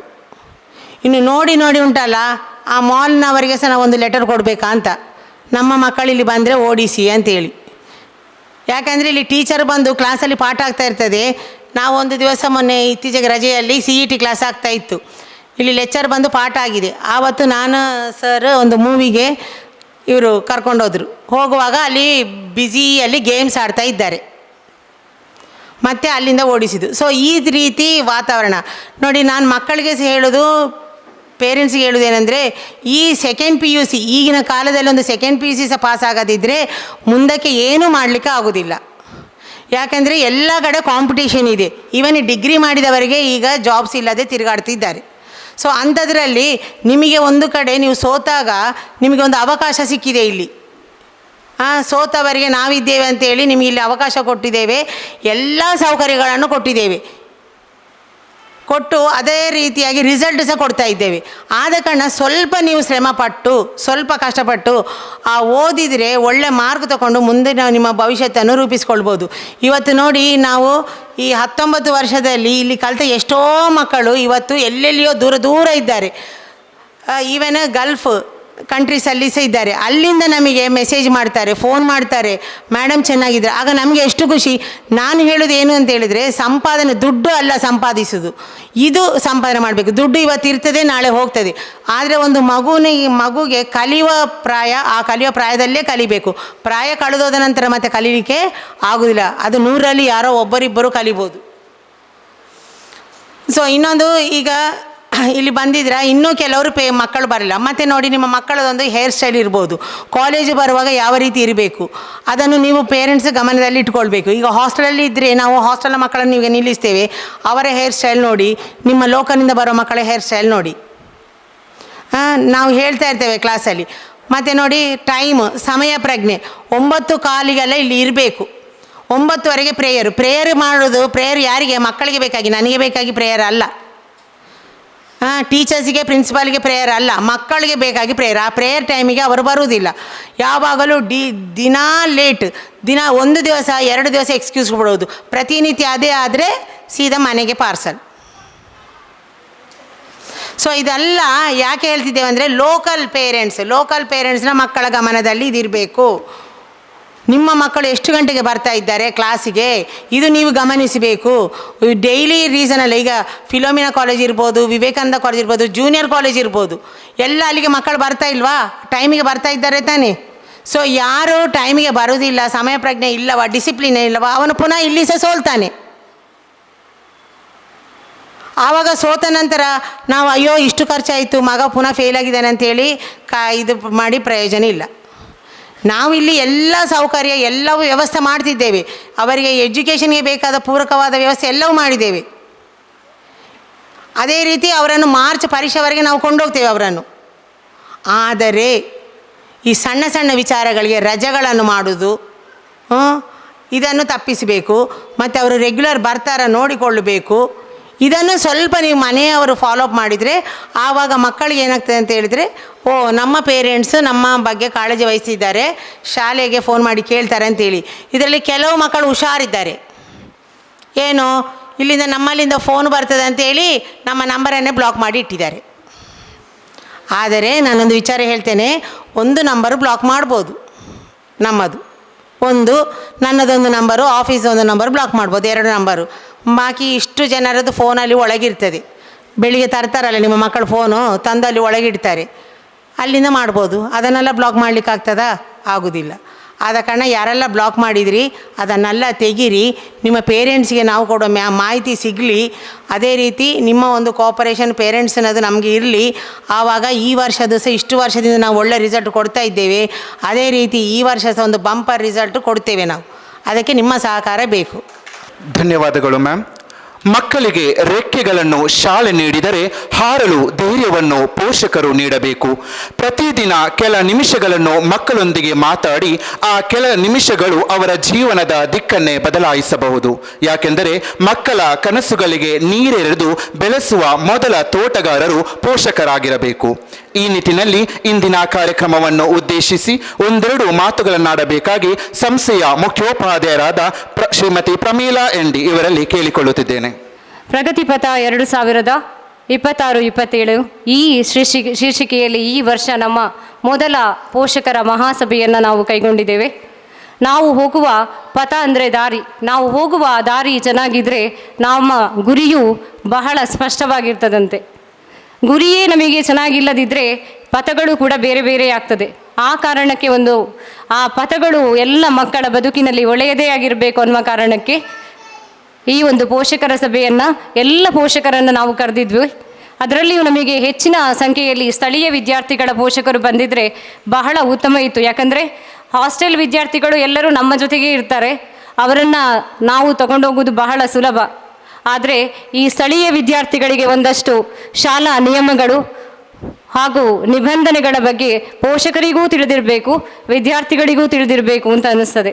ಹಾಗಾಗಿ ಒಂದಷ್ಟು ಮೇಡಮ್ ಹೇಳಿದರು ಕೆಲವೊಂದು, ಆದರೆ ಕೆಲವೊಂದು ನಿಯಮಗಳು ಒಂದು ಕ್ರಮ ಪ್ರಕಾರವಾಗಿ ಅದನ್ನು ಮತ್ತೊಮ್ಮೆ ನಿಮಗೆ ತಿಳಿಸಲಿಕ್ಕೆ ಬಯಸ್ತಾ ಇದ್ದೇನೆ. ಪ್ರತಿನಿತ್ಯ ಬೆಳಗ್ಗೆ 9:30ರಿಂದ ಆರಂಭಗೊಂಡಂತಹ ಸಂಸ್ಥೆಯಲ್ಲಿ ಶಾಲೆ 4:15 ತರಗತಿಗಳು ನಡೆಯುತ್ತದೆ. ವಿದ್ಯಾರ್ಥಿಗಳು 10 ನಿಮಿಷ ಮುಂಚಿತವಾಗಿ, ಅಂದರೆ ಕಾಲೇಜು ಪ್ರೇಯರ್ ಸಮಯದಲ್ಲಿ ಪ್ರಾರ್ಥನೆಯ ವೇಳೆಯಲ್ಲಿ ತರಗತಿಯಲ್ಲಿ ಕಡ್ಡಾಯವಾಗಿ ಇರಬೇಕು. ತರಗತಿಯಲ್ಲಿ ಕಾರಣವಿಲ್ಲದೆ ತಡವಾಗಿ ಬರುವ ವಿದ್ಯಾರ್ಥಿಗಳಿಗೆ ತರಗತಿಗೆ ಪ್ರವೇಶ ಇರುವುದಿಲ್ಲ. ಅವತ್ತು ರಿಟರ್ನ್ ನಾವು ಮನೆಗೆ ಕಳಿಸುವಾಗ ದಯವಿಟ್ಟು ಮನೆಗೆ ಬಂದಾಗ ನಾವು ಮೆಸೇಜ್ ಹಾಕಿದರೆ ದಯವಿಟ್ಟು ಕೇಳಿ, ಬರದೇ ಇದ್ದರೆ ಇಲ್ಲೆಲ್ಲೋ ಬಾಕಿಯಾಗಿದ್ದಾರೆ, ಎಲ್ಲೋ ಅಂಗಡಿಗಳಲ್ಲಿ ಸುತ್ತಾಡ್ತಿದ್ದಾರೆ ಅಂತ ನಿಮ್ಮ ಗಮನಕ್ಕೆ ಬರ್ತದೆ. ಆದಷ್ಟು 9:00 ಅಂತ ಹೇಳುವಾಗ ಅವರಿಗೆ ಸಮಯಕ್ಕೆ ಸರಿಯಾಗಿ ಅಲ್ಲಿ ಬಸ್ಸುಗಳು ಸಿಗ್ತಾ ಇಲ್ಲ ಅಂತ ಹೇಳಿದರೆ ಮೊದಲೇ ಅದನ್ನು ನಮಗೆ ತಿಳಿಯಪಡಿಸಬೇಕು. ಒಂದಷ್ಟು ಪ್ರದೇಶಗಳಲ್ಲಿ ಆ ಥರದ ಸಮಸ್ಯೆಗಳಿದ್ದರೆ ಮಾತ್ರ. ಇವತ್ತು ಎಲ್ಲ ಕಡೆ ಬಸ್ಸಿನ ವ್ಯವಸ್ಥೆಗಳು ಎಲ್ಲವೂ ಮಕ್ಕಳಿಗೆ ಅನುಕೂಲಕರವಾಗಿ ಇದೆ, ಅಂಥ ಸಮಸ್ಯೆಗಳು ಎಲ್ಲಿ ಇವತ್ತು ಕಂಡುಬರುವುದಿಲ್ಲ. ತರಗತಿಗೆ ಕಾರಣವಿಲ್ಲದೆ ತಡವಾಗಿ ಬರುವುದು. ಅಂತಿಮ ಪರೀಕ್ಷೆ ಬರೆಯಲು 80% ಹಾಜರಾತಿ ಕಡ್ಡಾಯವಾಗಿರ್ತದೆ ಮಕ್ಕಳಿಗೆ. ಹಾಗಾಗಿ ಅದನ್ನು ಅರಿತುಕೊಂಡು ಪೋಷಕರು ಕಡ್ಡಾಯವಾಗಿ ವಿದ್ಯಾರ್ಥಿಗಳು ರಜೆಯನ್ನು ಮಾಡದಂತೆ ನೋಡಿಕೊಳ್ಳುವಂಥದ್ದು. ಆದಷ್ಟು ಕಡಿಮೆ ರಜೆಯನ್ನು ಮಾಡಿಸಬೇಕು ಮಕ್ಕಳಲ್ಲಿ. ಆ 80% ಫಲಿತಾಂಶ ಏನು ಹಾಜರಾತಿ ಇಲ್ಲದಿದ್ದರೆ ಆ್ಯನ್ಯುವಲ್ ಪರೀಕ್ಷೆಯನ್ನು ಬರೀಲಿಕ್ಕೆ ಕಷ್ಟ ಆಗ್ತದೆ ಮಕ್ಕಳಿಗೆ. ಅನಿವಾರ್ಯ ಕಾರಣಗಳಿಂದ ರಜೆ ಮಾಡಿದ್ದಲ್ಲಿ ಮುಂಚಿತವಾಗಿ ಕಚೇರಿ ದೂರವಾಣಿಗೆ ಪೋಷಕರು ತಿಳಿಸುವಂಥದ್ದು. ವಿದ್ಯಾರ್ಥಿಗಳಿಗೆ ರಜೆ ಮಾಡಿದ್ದಲ್ಲಿ ಕಡ್ಡಾಯವಾಗಿ ಪೋಷಕರ ಸಹಿಯೊಂದಿಗೆ ರಜಾರ್ಜಿಯನ್ನು ಕೊಡಬೇಕು ಮಕ್ಕಳು, ಲೀವ್ ನೋಟನ್ನು. ಅದರಲ್ಲಿ ಹೆಚ್ಚಿನ ಮಕ್ಕಳು ತರ್ತಾರೆ, ಕ್ಲಾಸಲ್ಲಿ ಹೇಳಿ ಒಂದು 10 ನಿಮಿಷ ಆಗುವಾಗ ನಮಗೆ ಸಬ್ಮಿಟ್ ಮಾಡ್ತಾರೆ. ಒಂದೊಂದು ಸಲ ಅವರೇ ಪೋಷಕರಾದದ್ದು ಕೂಡ ಉಂಟು, ನಮಗೆ ಕಾಣಿಸ್ತದೆ ಅದು. ಒಮ್ಮೊಮ್ಮೆ ಸಡನ್ನಾಗಿ ಅವರೇ ಹಾಕ್ತಾರೆ, ಪೋಷಕರ ಸಹಿಯನ್ನು ಅವರೇ ಹಾಕ್ತಾರೆ. ತರಗತಿ ಕೊಠಡಿಯಲ್ಲಿ ಮೊಬೈಲ್ ಬಳಕೆ ನಿಷೇಧಿಸಲಾಗಿದೆ. ವಿದ್ಯಾರ್ಥಿಗಳು ಮೊಬೈಲ್ ಇಡುವ ಟ್ರೇಯಲ್ಲಿ ಇಟ್ಟು ನಂತರ ಕಡ್ಡಾಯವಾಗಿ ತರಗತಿಗೆ ತೆರಳುವುದು. ಒಂದು ವೇಳೆ ತಪ್ಪಿ ತಗೊಂಡು ಹೋದರೆ ಏನಾದರೂ ಪನಿಷ್ಮೆಂಟ್ಗಳಿಂದ ತಪ್ಪಿಸಿಕೊಳ್ಬೋದು. ಬೇಕು ಅಂತಲೇ ಮೊಬೈಲನ್ನು ತಗೊಂಡು ನಮ್ಮ ಕೈಗೆ ಸಿಕ್ಕಿ ಬಿದ್ದಲ್ಲಿ ಆ ಮೊಬೈಲನ್ನು ಹಿಂತಿರುಗಿಸುವುದಕ್ಕೆ ಆಗುವುದಿಲ್ಲ. ಅದನ್ನು ಮನೆಯಿಂದ ಹೊರಡುವಾಗ ಪ್ರತಿನಿತ್ಯ ಸಮವಸ್ತ್ರಗಳು, ಇವತ್ತೀಗ ಮಂಡೆಯಿಂದ ಎಲ್ಲ ವಿದ್ಯಾರ್ಥಿಗಳಿಗೆ ಸಮವಸ್ತ್ರವನ್ನು ಒದಗಿಸಿಕೊಟ್ಟಿದ್ದೇವೆ. ಸಮವಸ್ತ್ರಗಳಲ್ಲಿ ಕಡ್ಡಾಯವಾಗಿ ID ಕಾರ್ಡುಗಳು ಕೂಡ ಲಭ್ಯವಾಗಿವೆ. ID ಕಾರ್ಡುಗಳನ್ನು ಕಡ್ಡಾಯವಾಗಿ ಮನೆಯಿಂದಲೇ ಹಾಕಿ ಬರ್ತಾರಲ್ಲ ಮಕ್ಕಳು, ದಯವಿಟ್ಟು ಒಂದು ಸ್ವಲ್ಪ ಪೋಷಕರು ಆ ಯೂನಿಫಾರ್ಮ್ನ ಕಡೆಗೆ ಗಮನ ಹರಿಸಿ ಅವರು ನೀಟಾಗಿ ಬರುವ ಹಾಗೆ ಗಮನಿಸಿ. ಬುಧವಾರ ಶನಿವಾರ T-ಶರ್ಟ್ ಮತ್ತು ಇವತ್ತು ಹಾಕಿದ್ದಾರೆ ಮಕ್ಕಳೆಲ್ಲ ಬ್ಲೂ ಜೀನ್ಸ್ ಬರ್ತದೆ, ಅದನ್ನು ಹಾಕಬೇಕು. ಸೋಮವಾರ ಮಂಗಳವಾರ ಗುರುವಾರ ಶುಕ್ರವಾರ ಬ್ಲ್ಯಾಕ್ ಆ್ಯಂಡ್ ವೈಟ್ ಕಾಲೇಜ್ ಯೂನಿಫಾರ್ಮನ್ನು ಕಡ್ಡಾಯವಾಗಿ ಧರಿಸುವಂಥದ್ದು. ಕಾಲೇಜಿನಲ್ಲಿ ಧೂಮಪಾನ, ಮದ್ಯಪಾನ ಹಾಗೂ ಇತರ ಮಾದಕ ವಸ್ತುಗಳನ್ನು ಬಳಸುವುದು ಹಾಗೂ ಇತರ ವಿದ್ಯಾರ್ಥಿಗಳಿಗೆ ತಂದುಕೊಡುವುದು ಕಂಡು ಬಂದಲ್ಲಿ ಅಂತಹ ವಿದ್ಯಾರ್ಥಿಯ ಮೇಲೆ ಶಿಸ್ತಿನ ಕ್ರಮವನ್ನು ಕೈಗೊಳ್ಳುತ್ತೇವೆ. ಸ್ಥಳೀಯ ವಿದ್ಯಾರ್ಥಿಗಳು ಹಾಸ್ಟೆಲ್ ವಿದ್ಯಾರ್ಥಿಗಳಿಗೆ ಮೊಬೈಲ್ ಫೋನನ್ನು ನೀಡುವುದು ಹಾಗೂ ಇತರ ವಸ್ತುಗಳನ್ನು ತಂದುಕೊಡುವುದು ಮಾಡುವಂತಿಲ್ಲ. ಅಂತಹ ವಿದ್ಯಾರ್ಥಿಯ ವಿರುದ್ಧ ಕೂಡ ಶಿಸ್ತಿನ ಕ್ರಮವನ್ನು ಕೈಗೊಳ್ಳುತ್ತೇವೆ. ಎಲ್ಲ ವಿದ್ಯಾರ್ಥಿಗಳು ಎಲ್ಲ ವಿಷಯಗಳ ನೋಟ್ಸನ್ನು ನೋಡಿ, ಹೆಚ್ಚಿನವರಿಗೆ ನಾವು ಪ್ರೊವೈಡ್ ಮಾಡಿದ್ದೇವೆ ಮೆಟೀರಿಯಲನ್ನು. ಮಕ್ಕಳು ನೋಟ್ಸ್ ಬರೆಯುವುದೇ ಇಲ್ಲ. ಎಲ್ಲ ಮಕ್ಕಳಿಗೆ ಬರೀಲಿಕ್ಕಿರ್ತದೆ ನೋಟ್ಸ್ಗಳನ್ನು. ಕಡ್ಡಾಯವಾಗಿ ನೋಟ್ಸ್ಗಳನ್ನು ಬರೀಲೇಬೇಕು. ಯಾಕಂದರೆ ಹೆಚ್ಚಿನ ಮಕ್ಕಳಿಗೆ ಬರವಣಿಗೆಯೇ ಇಲ್ಲ. ಮೇಯ್ನಾಗಿ ಹೇಳಲಿಕ್ಕೆ ಬರುತ್ತೆ, ಬರವಣಿಗೆ ಇಲ್ಲದಿದ್ದರೆ ಅಂಕಗಳು ಬರುವುದಿಲ್ಲ. ನೋಟ್ಸ್ಗಳನ್ನು ಬರೆದಾಗ ಅಟ್ಲೀಸ್ಟ್ ಒಂದು ಸಲ ಆದರೂ ಅವನಿಗೆ ಅದು ಬರೆಯುವ ಕಾರಣಕ್ಕಾದರೂ ಮನಸ್ಸಿಗೆ ಹೋಗ್ತದೆ. ಸ್ಥಳೀಯ ವಿದ್ಯಾರ್ಥಿಗಳದ್ದು ದಯವಿಟ್ಟು ನೋಟ್ಸ್ಗಳನ್ನು ಮನೆಯಲ್ಲಿ ಬರೆಯುವುದಿಲ್ಲ, ಅವರು ಹಾಗೆ ತಗೊಂಡು ಬರ್ತಾರೆ. ಒಂದು ಸಲ ನೋಡಿ ಅವರನ್ನು ಬದಲಾಯಿಸಿ. ಕಾಲೇಜು ಪೀಠೋಪಕರಣ ಹಾಗೂ ಇತರ ವಸ್ತುಗಳನ್ನು ಹಾಳು ಮಾಡಿದ್ದಲ್ಲಿ ಬೇಕು ಅಂತಲೇ ಕೆಲವರು ಮಾಡ್ತಾರೆ, ಕೆಲವರು ಗೊತ್ತಿಲ್ಲದೆ ಕೂಡ ಆಗ್ಬೋದು. ಹಾಳು ಮಾಡಿದ್ದು ಕಂಡು ಬಂದಲ್ಲಿ ಆ ವಸ್ತುವಿನ ಬೆಲೆಗೆ ಸಂಬಂಧಿಸಿದ ದಂಡವನ್ನು ವಿಧಿಸುವುದು. ಯಾವ ವಸ್ತುವನ್ನು ಹಾಳು ಮಾಡಿದಾನೋ ಅದಕ್ಕೆ ಸಂಬಂಧಿಸಿದ ಹಾಗೆ ದಂಡವನ್ನು ವಿಧಿಸ್ತೇವೆ. ಸಂಸ್ಥೆ ಇದಿಷ್ಟು ಶಾಲೆಯ ನಿಯಮಾವಳಿಗಳಾಗಿರ್ತದೆ. ಇದರಲ್ಲಿ ಹೆಚ್ಚಿನ ನಿಯಮಗಳು ನಮ್ಮ ಸ್ಥಳೀಯ ವಿದ್ಯಾರ್ಥಿಗಳಿಗೆ ಸಂಬಂಧಪಟ್ಟದ್ದಾಗಿರ್ತದೆ. ಕಳೆದ ವರ್ಷದ ಶೈಕ್ಷಣಿಕ ನಾವು ಜರ್ನಿಯನ್ನು ನೋಡಿದರೆ ಅದ್ಭುತವಾದ ಫಲಿತಾಂಶವನ್ನು ಕೂಡ ವಿದ್ಯಾರ್ಥಿಗಳು ಕೊಟ್ಟಿದ್ದಾರೆ. ನಿಯೋಸ್ ವಿಭಾಗವನ್ನು ಗಮನಿಸಿದರೆ 100% ಫಲಿತಾಂಶವಿದೆ. ವಿಜ್ಞಾನ ವಿಭಾಗವೂ ಇದೆ, ನಮ್ಮ 10th ನಿಯೋಸ್ ಕೂಡ ಇದೆ. ನಮ್ಮ ಸ್ಟೇಟಲ್ಲಿ ಕೂಡ 98% ವಿದ್ಯಾರ್ಥಿಗಳು ತಗೊಂಡಿದ್ದಾರೆ. ಅದ್ಭುತವಾದ ಫಲಿತಾಂಶ ಸಿಕ್ಕಿದೆ ಅಂತೇಳಿದರೆ ಅಲ್ಲಿ ವಿದ್ಯಾರ್ಥಿಗಳ ಶ್ರಮ ಕೂಡ ಇತ್ತು, ಜೊತೆಗೆ ಪೋಷಕರ ಶ್ರಮವೂ ಇತ್ತು. ಈ ಕಡೆ ನಮ್ಮ ಉಪನ್ಯಾಸಕರ ಶ್ರಮವನ್ನು ಕೂಡ ನಾವು ಗಮನಿಸಬಹುದು. ಇದೆಲ್ಲವನ್ನು ಅರಿತುಕೊಂಡು ವಿದ್ಯಾರ್ಥಿಗಳಿಗೆ ನಾವು 8th 9th 10th PUC 10th ಒಂದು ಸೆಕೆಂಡ್ PUCಯ ತನಕ ವಿದ್ಯಾರ್ಥಿಗಳನ್ನು ಪೋಷಕರು ತಮ್ಮ ಹತೋಟಿಯಲ್ಲಿ ಇಟ್ಟುಕೊಂಡ್ರೆ ಬಹಳ ಒಳ್ಳೆಯದು ಅಂತ ಅನಿಸ್ತದೆ. ಯಾಕಂದರೆ ಇತ್ತೀಚಿನ ದಿನಗಳನ್ನು ಗಮನಿಸಿದರೆ ಅತಿ ಹೆಚ್ಚು ವಿದ್ಯಾರ್ಥಿಗಳು ಹಾಳಾಗುವಂಥದ್ದು, ದಾರಿ ತಪ್ಪುವಂತಹ ಅವಧಿ ಅಂತ ಹೇಳಿದರೆ ಆ ಏಜಲ್ಲಿ ಮಾತ್ರ. ನೀವು PUC ಆಗಿದ್ದಾರೆ, ನಮ್ಮ ಮಕ್ಕಳು ದೊಡ್ಡವರಾಗಿದ್ದಾರೆ ಅಂದ್ಕೊಂಡ್ರೆ ಅದು ತಪ್ಪು. ದಯವಿಟ್ಟು ಅವರನ್ನು ಸ್ವಲ್ಪ ಗಮನಿಸಿ, ಮೊಬೈಲ್ ಬಳಕೆಯನ್ನು ಸ್ವಲ್ಪ ಕಂಟ್ರೋಲ್ ಮಾಡಿ, ಎಷ್ಟು ಬೇಕೋ ಅಷ್ಟು ಕೊಡಿ. ಡಿಗ್ರಿ ಆದ ಮೇಲೆ ಅವರಿಗೆ ಗೊತ್ತಾಗ್ತದೆ ಜೀವನ ಶೈಲಿ ಏನಂತ ಗೊತ್ತಾಗ್ತದೆ, ಅವರೇ ಅರಿತುಕೊಳ್ತಾರೆ ಮಕ್ಕಳು. ಇದಿಷ್ಟು ನಮ್ಮ ಶಾಲಾ ನಿಯಮಾವಳಿಗಳು. ಇದನ್ನು ದಯವಿಟ್ಟು ಪೋಷಕರು ಗಮನಿಸಿಕೊಂಡು ವಿದ್ಯಾರ್ಥಿಗಳಿಗೆ ಹೇಳಿ. ನಾವು ಕೂಡ ಹೇಳ್ತೇವೆ, ಬಟ್ ನಿಮ್ಮ ಗಮನಕ್ಕೆ ಇದ್ದರೆ ಇನ್ನೂ ಕೂಡ ಅದು ಚೆನ್ನಾಗಿ ಸಂಸ್ಥೆ ನಡೀಲಿಕ್ಕೆ ಸಹಕಾರಿಯಾಗ್ತದೆ ಅಂತ ಹೇಳ್ತೇನೆ. ಒಂದು ಶಾಲೆ ನಡಿಬೇಕಾದ್ರೆ ಒಂದು ಒಳ್ಳೆಯ ರೀತಿಯಲ್ಲಿ ನಡಿಬೇಕಾದ್ರೆ ವಿದ್ಯಾರ್ಥಿಗಳು ಮಾತ್ರ ಇದ್ದರೆ ಸಾಲದು, ನಾವು ಮಾತ್ರ ಇದ್ದರೆ ಸಾಲೋದಿಲ್ಲ, ಪೋಷಕರು ಕೂಡ ಇರಬೇಕು. ಪೋಷಕರ ನಮ್ಮ ನಡುವಿನ ಉತ್ತಮ ಬಾಂಧವ್ಯದಿಂದ ಮಾತ್ರ ಒಂದು ಒಳ್ಳೆಯ ಒಂದು ಶಿಕ್ಷಣ ಅವಧಿಯನ್ನು ನಾವು ಕೊಡುವುದಕ್ಕೆ ಸಾಧ್ಯ ಅಂತ ಹೇಳ್ತಾ ಅವಕಾಶಕ್ಕೆ ಧನ್ಯವಾದಗಳು. ತಮ್ಮ ಅಮೂಲ್ಯವಾದ ಮಾಹಿತಿಗಾಗಿ ಧನ್ಯವಾದಗಳು ಮ್ಯಾಮ್. ಶಿಕ್ಷಕರ ಕೈಯಲ್ಲಿ ಜ್ಞಾನವಿದೆ, ಪೋಷಕರ ಕೈಯಲ್ಲಿ ಪ್ರೋತ್ಸಾಹವಿದೆ. ಇವೆರಡೂ ಬಂದಾಗ ಮಾತ್ರ ವಿದ್ಯಾರ್ಥಿಯ ಭವಿಷ್ಯ ಉಜ್ವಲವಾಗಲಿದೆ. ಮಕ್ಕಳ ಕನಸುಗಳಿಗೆ ಮಿತಿ ಹಾಕಬೇಡಿ, ಅವರ ಕನಸುಗಳಿಗೆ ನಿಮ್ಮ ನಂಬಿಕೆಯನ್ನು ಸೇರಿಸಿ. ಈ ಮಾತಿನೊಂದಿಗೆ ಇದೀಗ ಇಂದಿನ ಕಾರ್ಯಕ್ರಮವನ್ನು ಉದ್ದೇಶಿಸಿ ಒಂದೆರಡು ಮಾತುಗಳನ್ನಾಡಬೇಕಾಗಿ ವಾಣಿಜ್ಯ ಶಾಸ್ತ್ರದ ಉಪನ್ಯಾಸಕಿ ಶ್ರೀಮತಿ ಮಾಧವಿ NC ಇವರಲ್ಲಿ ಕೇಳಿಕೊಳ್ಳುತ್ತಿದ್ದೇನೆ. ಇಂದು ನಾವೆಲ್ಲ 2026-27 ಸಾಲಿನ ಪ್ರಗತಿ ಪಥ ಕಾರ್ಯಕ್ರಮದಲ್ಲಿ ಸೇರಿದ್ದೇವೆ. ಇಷ್ಟು ಜನ ಪೋಷಕರು ಬಂದದ್ದು ನೋಡುವಾಗಲೇ ತುಂಬ ಖುಷಿ ಆಗ್ತಾ ಇದೆ ನಮಗೆ. ಇನ್ನೂ ಸ್ವಲ್ಪ ಜನ ಅಂದರೆ ಬರಲಿಕ್ಕೆ ಇನ್ನೂ ಬಾಕಿ ಇದ್ದಾರೆ ಅಂತ ಅನಿಸ್ತದೆ. ಅದು ಸಹ ಯಾರು ಲೋಕಲ್ ಪೇರೆಂಟೇ ಇರಬೇಕು ಮೇ ಬಿ. ಸೊ ನಾವಿವತ್ತು ಈ ಪೋಷಕರ ಸಭೆಯಲ್ಲಿ ವಿದ್ಯಾರ್ಥಿಗಳು ಮತ್ತು ಶಿಕ್ಷಕರು, ಪೋಷಕರು 3 ಜನ ಒಂದು ಕಡೆ ಸೇರಿದರೆ, ಅಂದರೆ ಉತ್ತಮ ಬಾಂಧವ್ಯ ಇದ್ದಾಗ ಮಾತ್ರ ನಮಗೆ ಅಲ್ಲಿ ವಿದ್ಯಾರ್ಥಿಗಳಿಗೆ ಉತ್ತಮ ಭವಿಷ್ಯವನ್ನು ರೂಪಿಸ್ಕೊಳ್ಳಿಕ್ಕೆ ಸಾಧ್ಯ ಆಗ್ತದೆ ಅಂತ ಹೇಳ್ಬೋದು. ಸೊ ಇದಕ್ಕೆ ಪೂರಕವಾಗಿ ಒಂದು ನಾನು ಕಥೆಯನ್ನು ಹೇಳ್ತೇನೆ, ಒಂದು ಕುಂಬಾರನ ಕತೆ. ಒಬ್ಬ ಕುಂಬಾರ ಇದ್ದಂತೆ, ಅವನಿಗೆ ತುಂಬ ಚೆನ್ನಾಗಿ ಮಡಿಕೆಗಳನ್ನು ಮಾಡ್ತಾ ಇದ್ದ. ಕುಂಬಾರ ಅಂದರೆ ಯಾರು, ಮಡಿಕೆ ಮಾಡುವವರಲ್ವಾ. ಸೊ ಇವರು ತುಂಬ ಚೆನ್ನಾಗಿ ಮಡಿಕೆಯನ್ನು ಮಾಡ್ತಾ ಇದ್ರಂತೆ. ಆಗ ಒಬ್ಬ ಬಂದು ಕೇಳಿದಂತೆ, ನೀವು ಇಷ್ಟು ಸುಂದರವಾಗಿ ಮಡಿಕೆಗಳನ್ನು ಹೇಗೆ ಮಾಡ್ತೀರಾ ಅಂತ. ಆಗ ಅವರು ಹೇಳಿದ್ರಂತೆ, ಆ ಕುಂಬಾರ ಹೇಳಿದ್ರಂತೆ, ನಾನು ಮಣ್ಣನ್ನು ತೆಗೆದು ಅದರದ ಮೆಷಿನ್ ಇರ್ತದೆ ಒಂದು, ನೋಡಿರ್ಬೋದು ನೀವು. ಸೊ ಆ ಮೆಷಿನಿಗೆ ಹಾಕ್ತಾರೆ, ಹಾಕಿದ ಮೇಲೆ ಅದನ್ನು ಒಂದು ಕೈಯಿಂದ ಹೊರಗಡೆ ಜೋರಾಗಿ ತಟ್ತಾರೆ, ಮತ್ತು ಒಳಗಿನ ಸೈಡಿಂದ ಅದಕ್ಕೆ ಒಂದು ಒಳಗಿಂದ ಚಂದ ಆಸರೆಯನ್ನು ಕೊಡ್ತಾ ಬರ್ತಾರೆ. ಅಂದರೆ ಅದಕ್ಕೆ ಶೇಪ್ ಕೊಡಬೇಕಲ್ವಾ, ಸೊ ಆಸರೆ ಕೊಡ್ತಾ ಬರ್ತಾರೆ. ಇದರಲ್ಲಿ ಏನು ನಮಗೆ ಅರ್ಥ ಆಗ್ತದೆ ಅಂತ ಹೇಳಿದರೆ, ಆ ಮಣ್ಣು ಅಂತ ಹೇಳುವಂಥದ್ದು ವಿದ್ಯಾರ್ಥಿಗಳು. ಇದಕ್ಕೆ ನಾವು ಶಿಕ್ಷಕರಾಗಿ ನಾವೇನು ಮಾಡ್ತೇವೆ ಅಂತ ಹೇಳಿದರೆ, ಹೊರಗಿನಿಂದ ತಡ್ತಾ ಬರ್ತೇವೆ, ಹೊರಗಿನ ಕೈ ನಮ್ಮದಾಗ್ತದೆ, ಹೊರಗಿನಿಂದ ನಾವು ತಡ್ತೇವೆ. ನಾವು ಕೆಲವೊಂದು ಸಲ ಅವರನ್ನು ಶಿಕ್ಷಿಸ್ಬೋದು, ಕೆಲವೊಂದು ಸಲ ಅವರಿಗೆ ಬುದ್ಧಿ ಮಾತನ್ನು ಹೇಳ್ಬೋದು, ಇನ್ನು ಕೆಲವೊಂದು ಸಲ ನಾವು ಕಠಿಣವಾಗಿ ಅದಕ್ಕೆ ಕ್ರಮಗಳನ್ನು ಕೆಲವೊಂದು ಸಲ ತಗೊಳ್ಬೇಕಾಗ್ತದೆ. ಆದರೆ ಅದು ಅವರ ವಿದ್ಯಾರ್ಥಿಗಳ ಒಳ್ಳೆಯದಕ್ಕೆ. ನೋಡಿ, ಮಡಿಕೆ ಕೂಡ ಅದು ಇದ್ದಾಗ ಮಾತ್ರ ಚೆನ್ನಾಗಿ ಆಗುವಂಥದ್ದಲ್ವಾ. ಸೊ ಆ ಥರ ವಿದ್ಯಾರ್ಥಿಗಳ ಒಳ್ಳೆಯದಕ್ಕೆ ಇದನ್ನು ಮಾಡಿರುವಂಥದ್ದು. ಅದೇ ರೀತಿ ಒಳಗಿನ ಕೈ ನೀವು ಪೋಷಕರು, ನಾವಿಲ್ಲಿ ಏನು ಮಾಡ್ತೇವೋ ಅದು ಎಲ್ಲವೂ ಕೂಡ ಇದರ ಒಳ್ಳೆಯದಕ್ಕೆ ಆಗಿರ್ತದೆ.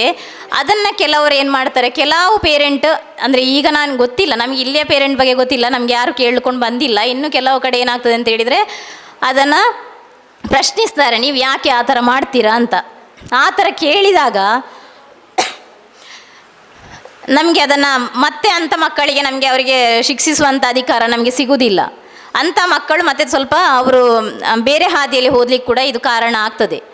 ಅದೇ ಈಗ ನೀವೀಗ ಆಸರೆಯನ್ನು ಕೊಡ್ಬೋದು. ಯಾವ ರೀತಿ ಆಸರೆ ಅಂತ ಹೇಳಿದರೆ, ಅಲ್ಲಿ ಮಕ್ಕಳು ಸೋತು ಬಂದಾಗ, ಇಲ್ಲಿಗೆ ಬಂದು ಇಲ್ಲಿ ಏನಾದರೂ ಎಕ್ಸಾಮಲ್ಲಿ ಅದು ಇದು ಏನೋ ಸ್ವಲ್ಪ ಮಾರ್ಕ್ಸ್ ಎಲ್ಲ ಕಡಿಮೆ ಬಂತಂತ ಹೇಳಿದಾಗ ಮಕ್ಕಳು ತುಂಬ ಡಲ್ ಆಗಿರ್ತಾರೆ, ಅಥವಾ ಕೆಲವೊಂದು ಸಲ ತುಂಬ ಖುಷಿಯಾಗಿರ್ತಾರೆ. ಈಗ ನೀವು ಕೇಳಬೇಕು, ನೀವೇನು ಇವತ್ತು ಖುಷಿಯಾಗಿದ್ದೀರಾ ಅಥವಾ ನೀವೇನು ಇವತ್ತು ಡಲ್ ಆಗಿದ್ದೀರಾ, ಎಲ್ಲದಕ್ಕೂ ಕೂಡ ನೀವು ಅದಕ್ಕೆ ಸೊಲ್ಯೂಷನನ್ನು ಅವರಿಗೆ ಕೊಟ್ಟು ಅವರಿಗೆ ಆ ರೀತಿಯ ಆಸರೆಯನ್ನು ಕೊಡಬೇಕು. ಆಗ ಏನಾಗ್ತದೆ ಅಂತ ಹೇಳಿದರೆ, ಆ ವಿದ್ಯಾರ್ಥಿಯು ಒಂದು ಉತ್ತಮ ಹಾದಿಯಲ್ಲಿ ಹೋಗಲಿಕ್ಕೆ ಸಾಧ್ಯ ಆಗ್ತದೆ ಇದರಿಂದ. ಸೊ ಈಗ ಅದೇ ಮುಂದೆ ಏನಂತ ಹೇಳಿದರೆ, ಇದು ಇನ್ನೊಂದು ಏನಂತ ಹೇಳಿದರೆ, ವಿದ್ಯಾರ್ಥಿಗಳು ಕೂಡ ಇದನ್ನು ಅರ್ಥ ಮಾಡ್ಕೊಳ್ಬೇಕು. ನಾವು ಏನು ಮಾಡಿದ್ದೇವೋ ಅದನ್ನು ಸರಿಯಾಗಿ, ಅವರ ಶ್ರಮ ಇಲ್ಲಿ ಮುಖ್ಯ. ಪೋಷಕರು ಮತ್ತು ಶಿಕ್ಷಕರು ತುಂಬ ಕಷ್ಟಪಡ್ತಾರೆ. ಶಿಕ್ಷಕರು ಅವರಿಗೆ ತಿಳಿದ ಮಟ್ಟಿಗೆ ಎಲ್ಲವನ್ನು ಕೂಡ ಅವರನ್ನು ಅಂದರೆ ಇಲ್ಲಿಗೆ ಬರುವಂಥ ಮಕ್ಕಳು ಹೇಗೆ ಅಂತ ಹೇಳಿದರೆ ಸ್ವಲ್ಪ ಏನು ಅವರು ಮೆಂಟಲಿ ಸ್ವಲ್ಪ ಏನು ಎಲ್ಲ ತಗೊಳ್ಳಿಕ್ಕೆ ಅಷ್ಟು ಅರ್ಹರಿರುವುದಿಲ್ಲ. ಕೆಲವರು ಅಂದರೆ ಹೆಚ್ಚಿನವರು ಅಂತಲ್ಲ, ಕೆಲವರು ಒಳ್ಳೆ ಸ್ಟೂಡೆಂಟ್ಸ್ ಇದ್ದಾರೆ ನಮಗೆ, ಯಾವುದೋ ಬೇರೆ ರೀಸನ್ಸಿಂದ ಬಂದಿರ್ತಾರೆ. ಸೊ ಈಗ ಅಂಥ ಮಕ್ಕಳನ್ನು ನಾವು ಅಲ್ಲಿ ಒಳ್ಳೆಯ ಆ ಮಕ್ಕಳು ಏನಂತ ಹೇಳಿದರೆ ಒಳ್ಳೆ ರೀತಿಯಲ್ಲಿ ಅವರ ಗುರಿಯ ಕಡೆಗೆ ಅವರ ಗಮನವನ್ನು ಕೊಟ್ಟಾಗ ಇದರಿಂದ ಆ ಮಕ್ಕಳು ಕೂಡ ಭವಿಷ್ಯದಲ್ಲಿ ಉತ್ತಮ ಪ್ರಜೆಯಾಗಲಿಕ್ಕೆ ಸಾಧ್ಯ ಆಗ್ತದೆ. ಸೊ ಅದೇ ರೀತಿ ಪೋಷಕರು ಮತ್ತು ವಿದ್ಯಾರ್ಥಿ ಶಿಕ್ಷಕರು ಈ 3 ಜನರ ಬಾಂಧವ್ಯ ಉತ್ತಮವಾಗಿದ್ದಾಗ ಅಲ್ಲಿ ಒಂದು ಸಂಸ್ಥೆಯೂ ಒಳ್ಳೆಯದಾಗಲಿಕ್ಕೆ ಸಾಧ್ಯ ಆಗ್ತದೆ. ಅದೇ ರೀತಿ ವಿದ್ಯಾರ್ಥಿಯೂ ಕೂಡ ಅವನ ಭವಿಷ್ಯವನ್ನು ಉಜ್ವಲವಾಗಿಸ್ಕೊಳ್ಳಿಕ್ಕೆ ಸಾಧ್ಯ ಆಗ್ತದೆ. ಮತ್ತು ಇನ್ನೊಂದು ಪೋಷಕರಲ್ಲಿ ನಾವು ಏನಂತ ಹೇಳೋದಂತ ಹೇಳಿದರೆ, ನಿಮ್ಮ ಮಕ್ಕಳನ್ನು ಇನ್ನೊಬ್ಬರ ಜೊತೆಗೆ ಹೋಲಿಸ್ಕೊಳ್ಳಿಕ್ಕೆ ಹೋಗಬೇಡಿ, ಹೋಲಿಸಬಾರ್ದು. ಅವನು ಅಷ್ಟು ಮಾರ್ಕ್ಸ್ ತೆಗೆದ ಯಾಕೆ, ನಿನಗೆ ಯಾಕೆ ಆಗೋದಿಲ್ಲ? ಕೆಲವೊಂದು ಮಕ್ಕಳಿಗೆ ಅದು ಆಗೋದಿಲ್ಲ, ಆದರೆ ಅವರು ನಿಮಗೆ ಗೊತ್ತಿದೆ, ನೀವು ಸಣ್ಣದ್ರಿಂದಲೇ ನೋಡ್ತಾ ಬಂದಿದ್ದೀರಾ ನಿಮ್ಮ ಮಕ್ಕಳನ್ನು ಅಲ್ವಾ? ಸೊ ಅವರು ಬೇರೆ ಯಾವುದಾದ್ರೂ ವಿಷಯದಲ್ಲಿ ಅವರದ್ದು ಮತ್ತೆ ಸಹ ಪ್ರತಿಭೆಗಳಿರ್ತದೆ, ಅದರಲ್ಲಿ ಅವರು ಉತ್ತಮವಾಗಿ ಅವರನ್ನು ತೊಡಗಿಸ್ಕೊಳ್ತಾರೆ. ಕೆಲವರಿಗೆ ಸಾಧ್ಯ ಆಗೋದಿಲ್ಲ, ಆದರೆ ಎಲ್ಲರೂ ಒಂದೇ ರೀತಿ ಇರುವುದಿಲ್ಲ. ಕೆಲವರು ಒಳ್ಳೆ ಮಾರ್ಕ್ಸ್ ತೆಗಿಬೋದು, ಇನ್ನು ಕೆಲವರು ಒಂದು ಆ್ಯಾವ್ರೇಜಲ್ಲಿ ಇರ್ಬೋದು, ಇನ್ನು ಕೆಲವರು ಜಸ್ಟ್ ಪಾಸಿಂಗ್ಗೆ ಬರ್ಬೋದು ಅಷ್ಟೇ. ಆದರೆ ಅಂಥ ಮಕ್ಕಳನ್ನು ನೀವು ಹೋಲಿಸಬೇಡಿ, ಆಗ ಅದು ಮಕ್ಕಳಿಗೆ ತುಂಬ ಏನಾಗ್ತದೆ ಅಂತ ಹೇಳಿದರೆ ಮನಸ್ಸಿಗೆ ಏನು ಅದು ತಟ್ತದೆ, ನನಗೆ ಯಾಕೆ ಅವನಾಗೆ ಆಗೋದಿಲ್ಲ, ಈ ಥರ ಎಲ್ಲ ಫೀಲಿಂಗ್ಸ್ ಬರಲಿಕ್ಕೆ ಸ್ಟಾರ್ಟ್ ಆಗ್ತದೆ. ಸೊ ಇದೆಲ್ಲವನ್ನು ಕೂಡ ನಾವು ನಮ್ಮ ಮನಸ್ಸಲ್ಲಿ ನಾವು ಇಟ್ಟುಕೊಳ್ಬೇಕು. ಅದೇ ರೀತಿ ಪೋಷಕರು, ವಿದ್ಯಾರ್ಥಿಗಳು ಮತ್ತು ಶಿಕ್ಷಕರು ನಾವೆಲ್ಲರೂ ಕೂಡ ಒಟ್ಟಿಗೆ ಸೇರಿದಾಗ ಈ ಒಂದು ಸಂಸ್ಥೆಯು ಉಜ್ವಲವಾಗ್ಬೋದು ಮತ್ತು ನಮ್ಮ ವಿದ್ಯಾರ್ಥಿಗಳ ಭವಿಷ್ಯವೂ ಕೂಡ ಉತ್ತಮವಾಗ್ಬೋದು. ಇದರಿಂದ ನಮಗೂ ಕೂಡ ನಾವು ಕಲಿಸಿದ ಏನು ಶಿಕ್ಷಕರಿಗೆ ಕೂಡ ಒಳ್ಳೆಯ ಹೆಸರು ಬರ್ತದೆ ಇದರಿಂದ. ಸೊ ಇಷ್ಟು ಹೇಳ್ತಾ ನನಗೆ ಅವಕಾಶ ಮಾಡಿಕೊಟ್ಟದಕ್ಕಾಗಿ ಧನ್ಯವಾದಗಳು. ಜೈ ಹಿಂದ್, ಜೈ ಕರ್ನಾಟಕ. ತಮ್ಮ ಪ್ರೇರಣಾದಾಯಕ ಮಾತುಗಳಿಗೆ ಧನ್ಯವಾದಗಳು ಮ್ಯಾಮ್. ಪೋಷಕರೇ, ಮಕ್ಕಳನ್ನು ಅಂಕಗಳ ಹಿಂದೆ ಓಡಿಸಬೇಡಿ, ಅಂತರಂಗದ ಕಡೆ ನೋಡಿರಿ. ಗೆಲುವು ಸೋಲು ಜೀವನದ ಭಾಗ, ಧೈರ್ಯದ ಮಾತು ಹೇಳಿರಿ. ಬರೆಯುವ ಮುನ್ನ ಒಮ್ಮೆ ಕೇಳಿರಿ, ಮೌನದ ಹಿಂದೆ ನೋವಿದೆಯೇ? ಅರ್ಥ ಮಾಡಿಕೊಳ್ಳುವ ಪ್ರೀತಿಯಲ್ಲೇ ಮಗುವಿನ ನಾಳೆಯ ಬೆಳಕಿದೆಯೇ? ಈ ಮಾತಿನೊಂದಿಗೆ ಇಂದಿನ ಈ ಕಾರ್ಯಕ್ರಮದ ಸಭಾಧ್ಯಕ್ಷತೆಯನ್ನು ಅಲಂಕರಿಸಿದಂತಹ ಶ್ರೀ ಗೋಕುಲ್ನಾಥ್ ಪೇವಿ, ಸ್ಥಾಪಕಾಧ್ಯಕ್ಷರು, ಸಂಚಾಲಕರು, ಪ್ರಗತಿ ಎಜುಕೇಷನ್ ಫೌಂಡೇಶನ್ ಪುತ್ತೂರು, ಇವರಲ್ಲಿ ಕಾರ್ಯಕ್ರಮವನ್ನು ಉದ್ದೇಶಿಸಿ ಅಧ್ಯಕ್ಷೀಯ ನೆಲೆಯಲ್ಲಿ ಮಾತನಾಡಬೇಕಾಗಿ ತಮ್ಮಲ್ಲಿ ಕೇಳಿಕೊಳ್ಳುತ್ತಿದ್ದೇನೆ. ನಾನೊಮ್ಮೆ ಬಂಡೀಪುರದ ಹತ್ರ ಗುಂಡ್ಲುಪೇಟೆ ಅಂತ ನಿಮ್ಗೆ ಗೊತ್ತಿದೆ, ಆ ಗುಂಡ್ಲುಪೇಟೆ ಒಂದು ಶಾಲೆಗೆ ಒಮ್ಮೆ ಭೇಟಿ ನೀಡಿದ್ದೆ. After PUC next what, after SSLC next what ಅಂತ ಹೇಳೋ ಒಂದು ಕಾರ್ಯಕ್ರಮಕ್ಕೆ. ಅಲ್ಲಿ 2 ಶಾಲೆಗಳು ಇತ್ತು, ಒಂದು ಅಂಬೇಡ್ಕರ್ ಇತ್ತು, ಇನ್ನೊಂದು ಮೊರಾರ್ಜಿ ಇತ್ತು ಅಂತ ಹೇಳ್ಕೊಳ್ಳೋ, ಅಥವಾ ಆದರ್ಶ ಇತ್ತು, ಆದರ್ಶ ಸ್ಕೂಲ್ ಇತ್ತು. ಅಲ್ಲಿ ನಾನು ಸರನ್ನು ಭೇಟಿಯಾದಾಗ ಅವರು ಹೇಳಿದರು, ಸರ್ ಒಂದು SSLC ಮಕ್ಕಳಿಗೆ ಆಫ್ಟರ್ SSLC ನೆಕ್ಸ್ಟ್ ವಾಟ್ ಅಂತ ಒಂದು ಕಾರ್ಯಕ್ರಮ, ನೀವು ಕೆಲವು ಮಾತುಗಳನ್ನು ಹೇಳಬೇಕು ಅಂತ ಹೇಳಿದರು. ಆಗ ಅಲ್ಲಿ ನಾನು ಆ ಒಂದು ಟಾಪ್ ಫ್ಲೋರಲ್ಲಿ ಮೇಲಿನ ಮಹಡಿಯಲ್ಲಿ ಒಂದು ಕ್ಲಾಸ್ ರೂಮ್ ಇತ್ತು. ಪ್ರಾಯಶಃ ಒಂದು 40-50 ಮಕ್ಕಳು SSLCಯಲ್ಲಿ ಇದ್ದರು ಇವರ ಸೆಕ್ಷನಲ್ಲಿ. ಮತ್ತು ಇನ್ನೊಂದು ಆದರ್ಶ ಅಂತ ಇತ್ತು ಶಾಲೆ, ಆ ಸೆಕ್ಷನಲ್ಲಿ ಕೂಡ 40-50 ಮಕ್ಕಳಿದ್ದರು. ನಾನು ಹೀಗೆ ಮಾತಾಡ್ತಾ ವಿಷಯಕ್ಕೆ ಬಂದಾಗ ಎಡದ ಬದಿಯಲ್ಲಿ ಕಿಟಕಿಯಿಂದ ನನಗೆ ಏನೋ ಈ ಥರ ಮೂಮೆಂಟ್ ಕಂಡಿತು. ನಾನು ಆ ಕಿಟಕಿಯಿಂದ ಹೊರಗಡೆ ನೋಡುವಾಗ ಒಂದು ಚಿರತೆ, ಇಲ್ಲಿ ನಾವು ದನ ನೋಡ್ತೇವಲ್ಲ ಹಾಗೆ ಒಂದು ಚಿರತೆ, ಅದರ ಪಕ್ಕದಲ್ಲಿ ಕರಡಿ ಹೋಗ್ತಾ ಇದೆ, ಜಿಂಕೆಗಳಂತೂ ತುಂಬ ಇದೆ. ನಾನು ಕಿಟಕಿಯಿಂದ ನೋಡುವಾಗ ನಾನು ಎಲ್ಲಿದ್ದೇನೆ, ಯಾವುದಾದ್ರೂ ಆಫ್ರಿಕಾ ದೇಶದಲ್ಲಿದ್ದೇನೆ ಅಂತೇಳಿ ಒಂದು ಫೀಲಿಂಗ್ ಆಯಿತು. ಹಾಗೆ ಅಲ್ಲಿ ಎಲ್ಲ ಮಾತಾಡಿ ಎಲ್ಲ ಕೆಳಗೆ ಬರುವಾಗ ಮಕ್ಕಳೆಲ್ಲ ನನ್ನ ಜೊತೆ ಬಂದು ಮಾತಾಡಲಿಕ್ಕೆ ಸ್ಟಾರ್ಟ್ ಮಾಡಿದರು. ಆಗ ನಾನು ಮಕ್ಕಳ ಹತ್ರ ಕೇಳಿದೆ, ನಿಮಗೆ ಈ ಚಿರತೆ ಅಥವಾ ಕರಡಿ ಎಲ್ಲ ನೋಡುವಾಗ ಭಯ ಇಲ್ಲ ಸರ್, ಅದು ಕಾಮನ್ ಸರ್, ಅದು ನಮಗೆ ಅದು ಕಾಮನ್, ಬರ್ತಾ ಇರ್ತದೆ ಹೋಗ್ತಾ ಇರ್ತದೆ, ಆದರೆ ಕಾಂಪೌಂಡ್ ವಾಲ್ ಗಟ್ಟಿಯಾಗಿದೆ, ಏನು ಪ್ರಾಬ್ಲಮ್ ಇಲ್ಲ. ಸೊ ಅಲ್ಲಿ ಇವರ ಪರಿಚಯ ಆಗುತ್ತೆ. ಮತ್ತು ನಾವಿಬ್ಬರು ಮಾತಾಡ್ತಾ ಅವರು ನನಗೆ ಕೆಲವು ದೇವರ ವಿಚಾರದಲ್ಲಿ ನಮ್ಮಿಬ್ಬರು ತುಂಬ ನಾವು ಮಾತಾಡ್ತೇವೆ, ಈಗಲೂ ಮಾತಾಡ್ತೇವೆ. ಅವರು ಬಹಳ ದೈವ ಭಕ್ತರು, ಎಲ್ಲ ದೇವರು ಒಂದೇ ಅಂತ ಹೇಳೋ ನಂಬುವಂಥ ಒಂದು ವ್ಯಕ್ತಿ. ಹಾಗೆ ಅವರ ಪರಿಚಯ ಆಗಿ ನಂತರ ಯಾವಾಗಾದರೂ ಒಮ್ಮೆ ಮಾತಾಡುವಾಗ ಅವರು ನನ್ನ ಹತ್ರ ಯಾವ ಟಾಪಿಕ್ಕು ಬೇರೆ ಇನ್ನೊಬ್ಬರ ಬಗ್ಗೆ ಮಾತಾಡೋದಿಲ್ಲ. ಅವರು ಯಾವತ್ತೂ ಮಾತಾಡೋದು ಒಂದೇ, ಸರ್ ದೇವರು ಇದ್ದಾರಾ ಇಲ್ವಾ, ಇದರ ಬಗ್ಗೆ ಮೊನ್ನೆ ಕೂಡ ರಾತ್ರಿ ನಾವು ತುಂಬ ಹೊತ್ತು ಮಾತಾಡಿದ್ದೇವೆ. ಹಾಗೆ ಅವರು ಇಲ್ಲಿ ಈ ಕಾರ್ಯಕ್ರಮಕ್ಕೆ ಬಂದದ್ದು ನನಗೆ ತುಂಬ ಸಂತೋಷ. ಸೊ ಅವರಿಗೆ ನಾನು ತುಂಬ ಹೃದಯದ ಒಂದು ಧನ್ಯವಾದವನ್ನು ಹೇಳಬೇಕು ಈ ಸಂದರ್ಭದಲ್ಲಿ.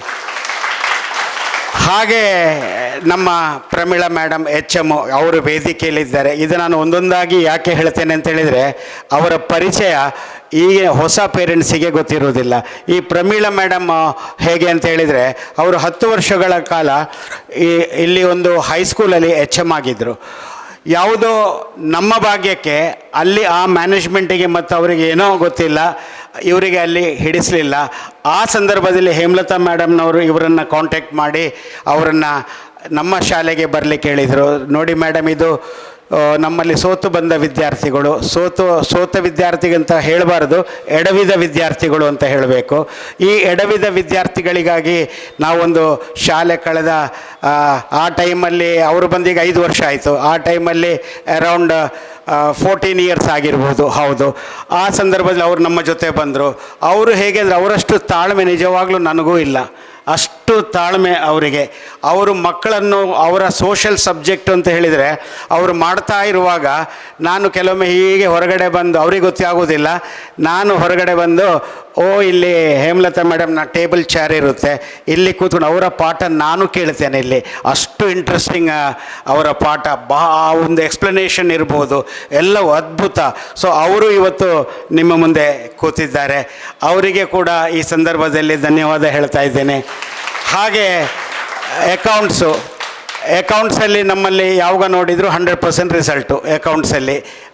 ಯಾವ ರೀತಿ ಸೋಷಲ್ ಇದೆಯೋ ಅದೇ ರೀತಿ ಹಿಸ್ಟ್ರಿ ಆ್ಯಂಡ್ ಸೋಷಲ್, ಅದೇ ರೀತಿ ಅಕೌಂಟ್ಸಲ್ಲಿ ಮಾಧವಿ ಮೇಡಮ್ ಅನುಭವಸ್ಥರು.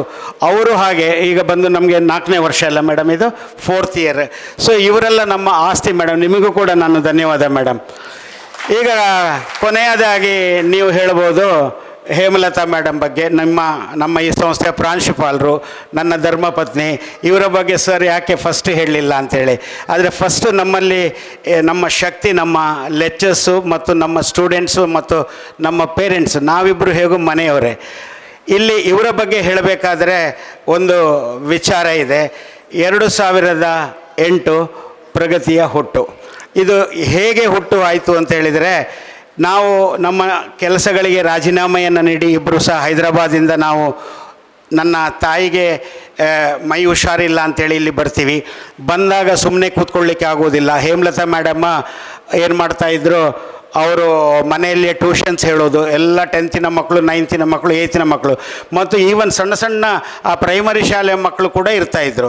ಅದು ಲಾಸ್ಟಿಗೆ ಏನಾಯಿತು ಅಂದರೆ, ಒಂದು ಒಳ್ಳೆ ಜಾತ್ರೆ ಥರ ಆಯಿತು, ಮನೆಯಲ್ಲಿ ಜಾಗೇನೇ ಇಲ್ಲ. ಅಷ್ಟಾದ ನಂತರ ಅವರು ಒಂದು ಸ್ಥಳಾವಕಾಶ ಬೇಕು ಅಂತ ಕೇಳ್ತಾರೆ. ಆಗ ನಾವು ಪುತ್ತೂರಲ್ಲಿ ಒಂದು ಏಳುಮುಡಿ ಅಂತೇಳಿ ಒಂದು ಪ್ಲೇಸ್ ಇದೆ, ಅಲ್ಲಿ ನಾವು ಒಂದು ಪ್ರಗತಿ ಸ್ಟಡಿ ಸೆಂಟರ್, ಟ್ಯೂಷನ್ ಸೆಂಟರ್ ಅಂತ ಸ್ಟಾರ್ಟ್ ಮಾಡ್ತೇವೆ. ಹಾಗೆ ಅಲ್ಲಿ ಫಸ್ಟ್ ನಮಗೆ ಒಂದು ಮಕ್ಕಳು ಬಂದಿದ್ದು ಈಗಲೂ ನೆನಪಿದೆ. ಇಬ್ಬರು ಅಕ್ಕ ತಂಗಿಯಂದಿರು. ಅವರು ನಮ್ಮ ಮುಸ್ಲಿಂ ಸಮುದಾಯಕ್ಕೆ ಸೇರಿದ 2 ಅಕ್ಕ ತಂಗಿಯಂದಿರು. ಅಕ್ಕನಿಗೆ ಮದುವೆ ಆಗಿತ್ತು, ತಂಗಿಗೆ ಮದುವೆ ಆಗಿರಲಿಲ್ಲ. ಅವರು APMC ಹತ್ರ ಅವರು ಮನೆ ಮಾಡಿಕೊಂಡಿದ್ದರು. ಅವರು ಬಂದದ್ದು ಏನು ಅಂತ ಹೇಳಿದರೆ, ಮಂಗಳೂರಲ್ಲಿ ಒಂದು ಟೀಚರ್ ಪೋಸ್ಟಿಗೆ ನಾವು ಅಪ್ಲೈ ಮಾಡಿದ್ದೇವೆ. ಒಂದು 15 ದಿನ ಇರೋದು. ಈ 15 ದಿನದಲ್ಲಿ ನಾವು ಆ ಇಂಟರ್ವ್ಯೂ ಅಟೆಂಡ್ ಮಾಡಬೇಕು. ಸ್ವಲ್ಪ ಕಮ್ಯುನಿಕೇಟಿವ್ ಇಂಗ್ಲೀಷ್ ನಮಗೆ ಬೇಕು ಅಂತ ಹೇಳಿ, ಹಾಗೆ ನಾವು ಒಂದು ಕಮ್ಯುನಿಕೇಟಿವ್ ಇಂಗ್ಲೀಷ್ ಕ್ಲಾಸನ್ನು ಅವರಿಗೆ ಕೊಡ್ತೇವೆ.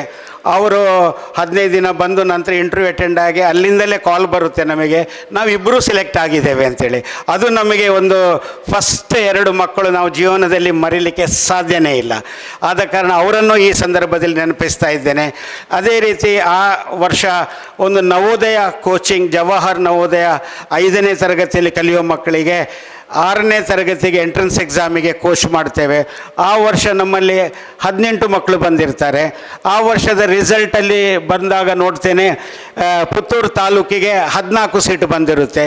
ಈ 14 ಸೀಟು ಕೂಡ ನಮ್ಮಲ್ಲಿ ಕಲಿತ ಪ್ರಗತಿಯ ಮಕ್ಕಳು ಅಂತ ಹೇಳಲಿಕ್ಕೆ ಇವಾಗಲೂ ಇಷ್ಟ ಆಗ್ತಾ ಇದೆ ನನಗೆ. ಇದು ಆಗಿನ ಸಾಧನೆ.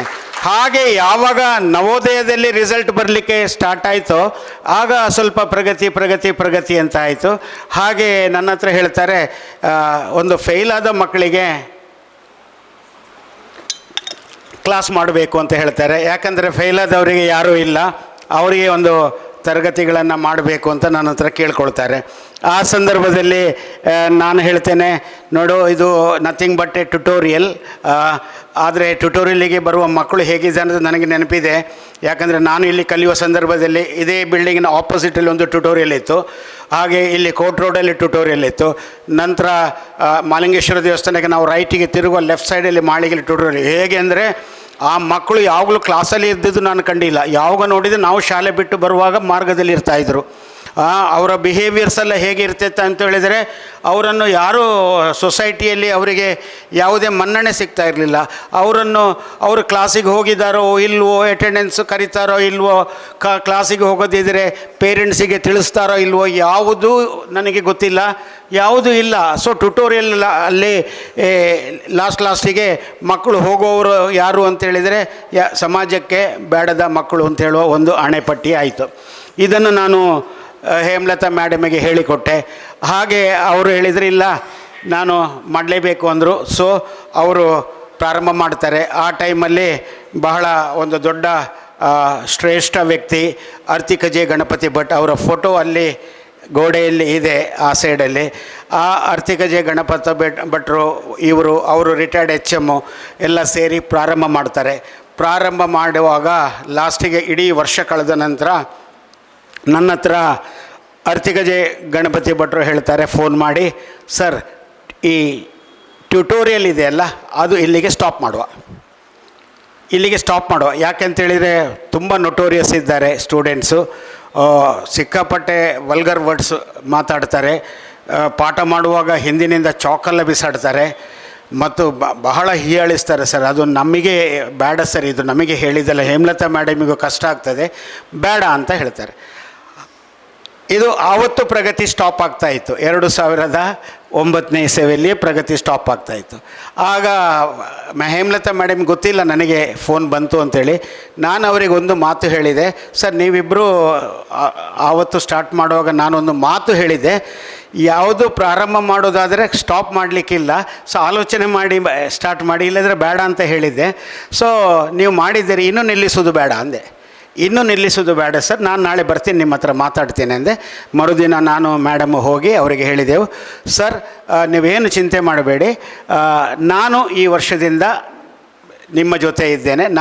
ಇಲ್ಲ ಸರ್ ನೀವು ಬೇರೆ ಬೇರೆ ಕಾಲೇಜಿಗೆ ಟಾಕ್ ಕೊಡಲಿಕ್ಕೆ ಹೋಗ್ತೀರಿ, ನೀವು ಸಿಗೋದಿಲ್ಲ, ನೀವು ಯಾವಾಗಾದರೂ ಒಮ್ಮೆ ಬರ್ತೀರಿ, ಅಮಾವಾಸ್ಯೆಗೊಮ್ಮೆ ಹುಣ್ಣಿಗೊಮ್ಮೆ ಅಂತ ಹೇಳಿದರು. ಇಲ್ಲ ಸರ್ ನಾನು ಫುಲ್ ಟೈಮ್ ಬರ್ತೇನೆ, ನೋಡ್ತೇನೆ ಅಂತ ಹೇಳಿ ಆ ವರ್ಷ ನಾನು ಏನು ಮಾಡಿದೆ, ಹೊರಗಿನ ಕಾಲೇಜಸ್ಸಿಗೆ ಹೋಗೋದನ್ನೆಲ್ಲ ಕಟ್ ಮಾಡಿ ನಾನು ಫಸ್ಟ್ ಒಂದು ಟೀಚರ್ಸ್ ಮೀಟಿಂಗ್ ಕರೆದು ಇನ್ನೂ ಎಕ್ಸ್ಟ್ರಾ ಟೀಚರ್ಸನ್ನು ತಗೊಂಡು, ಫಸ್ಟ್ ಬ್ಯಾಚಲ್ಲಿ ಇದ್ದಿದ್ದು ಬರೀ 18 ಮಕ್ಕಳು ಇವರಿಗೆ ತುಂಬ ಕಷ್ಟ ಆಯಿತು. ಆ ಮಕ್ಕಳು ನನಗೆ ಈಗಲೂ ಸಿಗ್ತಾರೆ. ಸೊ ಆ ನೆಕ್ಸ್ಟ್ ಬ್ಯಾಚಿಗೆ ನಾವು ರೆಡಿ ಆದ್ವಿ. ಫಸ್ಟ್ ನಾನು ಇಂಪ್ಲಿಮೆಂಟ್ ಮಾಡಿದ್ದು ಯೂನಿಫಾರ್ಮ್. ಈಗ ನಿಮಗೆ ಇಲ್ಲಿ ಯೂನಿಫಾರ್ಮ್ ಕಾಣ್ತಾ ಇದೆ. ಇದಲ್ಲ, ಇವರ ರೆಗ್ಯುಲರ್ ಯೂನಿಫಾರ್ಮ್ ಬಿಳಿ ಶರ್ಟು, ಬ್ಲ್ಯಾಕ್ ಹಾಫ್ ಕೋಟು ಮತ್ತು ಬ್ಲ್ಯಾಕ್ ಪ್ಯಾಂಟು, ಇದು ನಮ್ಮ ರೆಗ್ಯುಲರ್ ಯೂನಿಫಾರ್ಮು. ಸೊ ಈ ಯೂನಿಫಾರ್ಮನ್ನು ಇಂಪ್ಲಿಮೆಂಟ್ ಮಾಡಿ ಒಂದು ಶಿಸ್ತು, ಡಿಸಿಪ್ಲಿನ್ ಅನ್ನೋ ಒಂದು ಶಾಲೆಯಲ್ಲಿ ಯಾವ ರೀತಿ ಅದೇ ರೀತಿ ಅಟೆಂಡೆನ್ಸು 5 ನಿಮಿಷ ಲೇಟ್ ಆದರೆ ಸಾಕು, ನಾನು ಮಕ್ಕಳನ್ನು ಬಿಡೋದಿಲ್ಲ. ಯಾಕೆ 5 ನಿಮಿಷ ಲೇಟು, ಒಂದು ಸಲ 2 ಸಲ ಮತ್ತು ಪೇರೆಂಟ್ಸಿಗೆ ಕೇಳ್ತಾ ಇದ್ದೆ. ಹಾಗೆ ಒಂದು ಶಿಸ್ತುಬದ್ಧವಾಗಿ ಬೆಳಗಿನ ಪ್ರಾರ್ಥನೆಯಿಂದ ಹಿಡಿದು ಎಲ್ಲವೂ, ರಾಷ್ಟ್ರಗೀತೆಯಿಂದ ಹಿಡಿದು ಎಲ್ಲವೂ ಶಿಸ್ತುಬದ್ಧವಾಗಿ ಮಾಡಿದಾಗ ಆ ವರ್ಷ ನನಗೆ ಅಡ್ಮಿಷನ್ 66 ಮಕ್ಕಳು. ಆ 66 ಮಕ್ಕಳದ್ದು 100% ರಿಸಲ್ಟ್ ಆ ವರ್ಷ, 100% ರಿಸಲ್ಟ್. ಆದರೆ ಮರು ವರ್ಷ 141, ಅದರ ಆಚೆಗೆ 260 ಚಿಲ್ಲರೆ, ಲಾಸ್ಟಿಗೆ ನೀವು ಹೇಳಿದರೆ ನಮಗೆ 380 ಚಿಲ್ಲರೆ ಮಕ್ಕಳು ಇದೇ ಬಿಲ್ಡಿಂಗಲ್ಲಿ. ಅಲ್ಲಿ ಸ್ಥಳಾವಕಾಶದ ಕೊರತೆ. 2015ಗೆ ನಾವು ಇಲ್ಲಿ ಬಂದೆವು. ಆಗ ಇಲ್ಲಿಯ ಫುಲ್ ಕೆಪಾಸಿಟಿ ಎಷ್ಟಂದರೆ 380 ಮಕ್ಕಳು. ಆ 380 ಮಕ್ಕಳಲ್ಲಿ ನಾವು 100% ರಿಸಲ್ಟ್ ಕೊಡ್ತಾ ಬರುವಾಗ ಎಲ್ಲರೂ ಹೊರಗಡೆ ಮಾತಾಡಲಿಕ್ಕೆ ಸ್ಟಾರ್ಟ್ ಮಾಡಿದರು. ಏನು ಅಂತೇಳಿ, ಪ್ರಗತಿ ಸ್ಟಡಿ ಸೆಂಟ್ರಲ್ಲಿ 100% ರಿಸಲ್ಟ್ ಹೇಗೆ ಬರೋದು, ಎಲ್ಲ ಫೇಲಾಗಿ ಬಂದ ಮಕ್ಕಳು, ಯಾರಿಗೂ ಬೇಡದ ಮಕ್ಕಳು, ಅವರದ್ದು 100% ರಿಸಲ್ಟ್ ಹೇಗೆ ಬರ್ತದೆ, ಹಾಗೆ ಹೇಗೆ ಅಂತೇಳಿ. ಆಗ ಕೆಲವರು ಮಾತಾಡಿದ್ದುಂಟು, ನನ್ನ ಕಿವಿಗೆ ಬಿದ್ದಿದೆ. ಅವರಿಗೆ ಬೆಂಗಳೂರಲ್ಲಿ ಒಳ್ಳೆ ಪರಿಚಯ ಉಂಟು, ಬೆಂಗಳೂರಲ್ಲಿ ಒಳ್ಳೆ ಪರಿಚಯ ಉಂಟು, ಅದೆಲ್ಲ ಅಡ್ಜಸ್ಟ್ಮೆಂಟು ಅಂತೇಳಿ. ಹಾಗೆ ನಾವು ಅದಕ್ಕೆಲ್ಲ ಉತ್ತರ ಕೊಡಲಿಕ್ಕೆ, ಯಾಕಂದರೆ ನಮ್ಮ ಪೇರೆಂಟ್ಸಿಗೆ ಗೊತ್ತುಂಟಲ್ಲ ಹೇಗೆ ಅಂಥೇಳಿ. ಸೊ ಹಾಗೆ ನಾವು ರಿಸಲ್ಟ್ ಕೊಡ್ತಾ ಹೋದ್ವಿ. ಮಕ್ಕಳೆಲ್ಲರೂ ಹೋದ ನಂತರ ಈಗ ಏನಾಗಿದೆ ಅಂತೇಳಿದರೆ, ಶಾಲೆ ಅಂದರೆ ಇತರ ಶಾಲೆಗಳಲ್ಲ, ರಿಸಲ್ಟ್ ಪೇಪರಲ್ಲಿ ಬರುವುದಲ್ಲ. ಪ್ರಗತಿ ಸ್ಟಡಿ ಸೆಂಟರ್ನವರು ಕೊಡುವ ರಿಸಲ್ಟು ನಿಜವಾಗಿ ಒಂದು ದೇಶಕ್ಕೆ ಮತ್ತು ರಾಜ್ಯಕ್ಕೆ ಮಾದರಿ.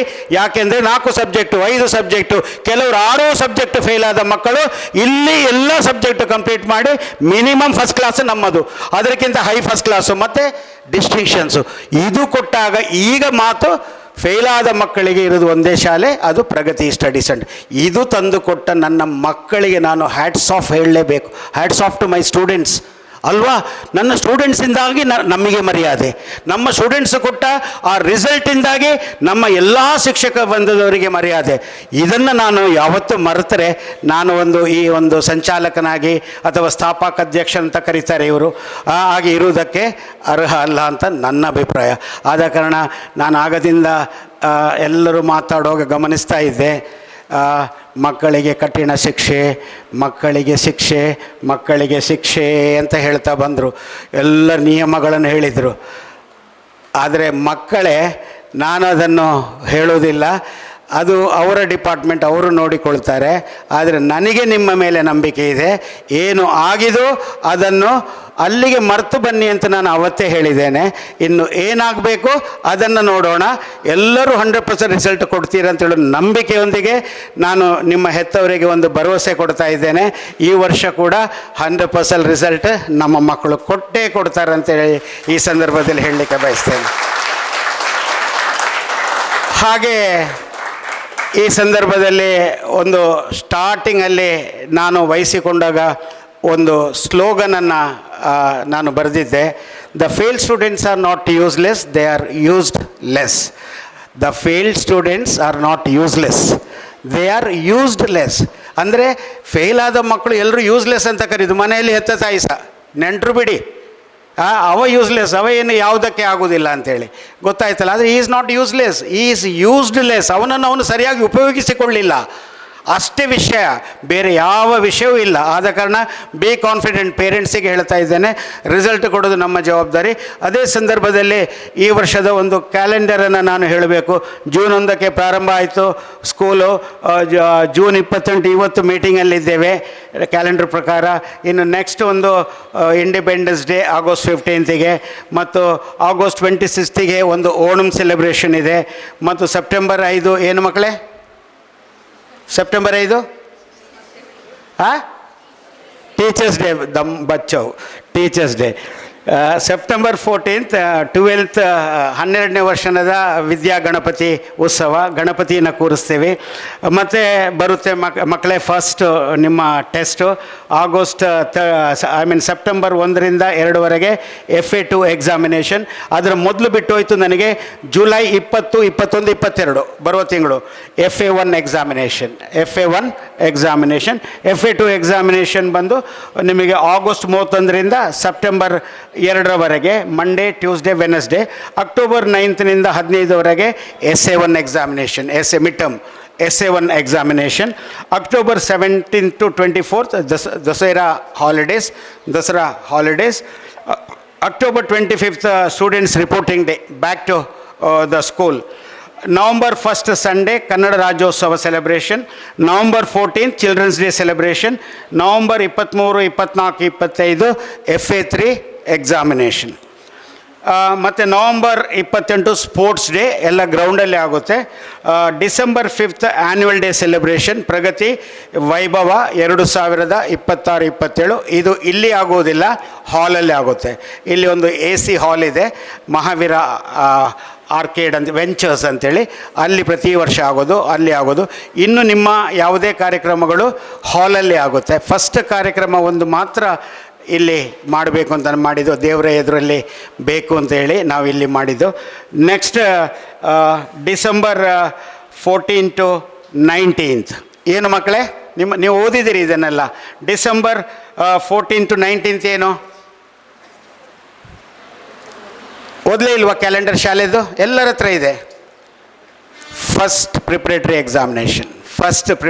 ಎಕ್ಸಾಮಿನೇಷನ್, ಹಾಗೆ first, second, third, fourth 4 preparatory examination. 4 5ನೇ ಪ್ರಿಪ್ರೇಟರಿ ಇದೆ. ಅದು ಹೇಗೆ ಅಂತ ಹೇಳಿದರೆ, ಈಗ ಸರ್ಕಾರದಿಂದ PUCದು time table or SSLC time table ಬರುತ್ತೆ ಅಲ್ವಾ, ಆಗ ನಾವು ಏನು ಮಾಡ್ತೇವೆ ಅಂತೇಳಿದರೆ, ಇಲ್ಲಿ 4 ಎಕ್ಸಾಮ್ ಬರೆದಿರ್ತಾರೆ, 5ನೇ ಎಕ್ಸಾಮ್ ಕೂಡ ನಾವು ಮಾಡ್ತೇವೆ. ಅದು ಹೇಗೆ ಮಾಡ್ತೇವೆ ಅಂತೇಳಿದರೆ, ನಾಳೆ ಅಲ್ಲಿ ಫಾರ್ ಎಕ್ಸಾಂಪಲ್ ಮ್ಯಾಥ್ಸ್ ಇದ್ದರೆ ಇಲ್ಲಿ 5ನೇ ಪ್ರಿಪ್ರೇಟರಿ ಮ್ಯಾಥ್ಸ್ ಇರುತ್ತೆ. ಇಲ್ಲಿ ಇವನು 5ನೇ ಪ್ರಿಪ್ರೇಟರಿ ಮ್ಯಾಥ್ಸ್ ಬರೆದು ನಾಳೆ ಅಲ್ಲಿ ಹೋಗುವಾಗ ಅಲ್ಲಿ ಕ್ವಶನ್ ಪೇಪರು ಇವನಿಗೆ ಏನೂ ಇಲ್ಲ, ಸರಳವಾಗಿ ಕಾಣುತ್ತೆ. ನಿಮ್ಮ ಮಕ್ಕಳು ಹೇಗೆ ಪಾಸ್ ಆಗ್ತಾ ಅಂತಾರೆ, ಇದು ನಮ್ಮ ಸೂತ್ರ. ಬರಿಸಿ ಕಲಿಸುವ ಕಾರಣ 5 ಎಕ್ಸಾಮನ್ನು ಇವರು ಖುದ್ದಾಗಿ ಬರೆಯುವ ಕಾರಣ ರಿಸಲ್ಟ್ ಬರೋದು. ಇದೇ ನಾವು ಮಾಡುವ ತಂತ್ರ, ಬೇರೆ ಯಾವುದೂ ಅಲ್ಲ, ಯಾವ ಮ್ಯಾಜಿಕ್ಕು ಮಾಡ್ತಾ ಇಲ್ಲ. ಸೊ ಆದ ಕಾರಣ ನೀವು ಇವರ ರಿಸಲ್ಟ್ ಬಗ್ಗೆ ಚಿಂತೆ ಮಾಡೋ ಅವಶ್ಯಕತೆ ಇಲ್ಲ. ಆದರೆ ಇವತ್ತು ಬೆಳಿಗ್ಗೆ ನಾನು ಆಫೀಸಲ್ಲಿ ಇದ್ದೆ, ಅಲ್ಲಿ CCಯನ್ನು ನೋಡ್ತಾ ಇದ್ದೆ. ತುಂಬ ಸಂತೋಷದಿಂದ ಮಕ್ಕಳು ಪೇರೆಂಟ್ಸನ್ನು ಬರಮಾಡಿಕೊಂಡ್ರು, ಭಾಳ ಸಂತೋಷ.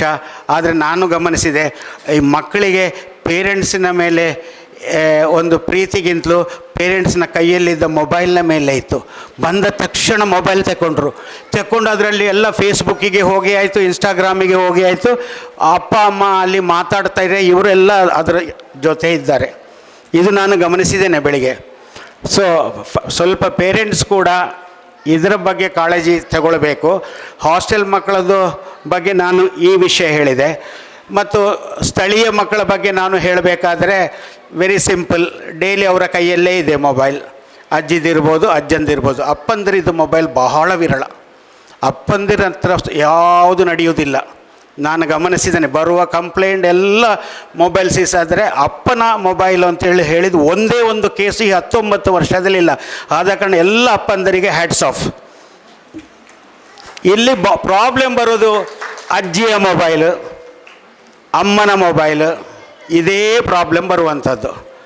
ಆದ ಕಾರಣ ದಯವಿಟ್ಟು ಸ್ಥಳೀಯ ಪೇರೆಂಟ್ಸಿಗೆ ಹೇಳೋದು, ಒಂದು ಮೊಬೈಲು, ಇನ್ನೊಂದು ಕೇಶಾಲಂಕಾರ. ನಿಮ್ಮ ಮಕ್ಕಳ ಹೇರ್ ಸ್ಟೈಲ್ ನೋಡಿ, ನನ್ನ ಹಾಸ್ಟೆಲ್ನ ಮಕ್ಕಳ ಹೇರ್ ಸ್ಟೈಲ್ ನೋಡಿ. ನಿಮ್ಮ ಎದುರಲ್ಲಿ ಹಾಸ್ಟೆಲ್ ಮಕ್ಕಳಿಗೆ ತಂದು ಎದುರು ನಿಲ್ಲಿಸಲ? ಒಂದು 10 ಮಕ್ಕಳು ಬನ್ನಿ, ಹಾಸ್ಟೆಲ್ನವ್ರು ಬನ್ನಿ, ನೀವು ಯಾರನ್ನು ಬೇಕಾದ್ರೆ ಕರೀರಿ. ಒಂದು 10 ಮಕ್ಕಳು ಹಾಸ್ಟೆಲ್ ಮಕ್ಕಳು ಬನ್ನಿ, ಮಕ್ಕಳ ಎದುರು ನಿಲ್ಲಿ.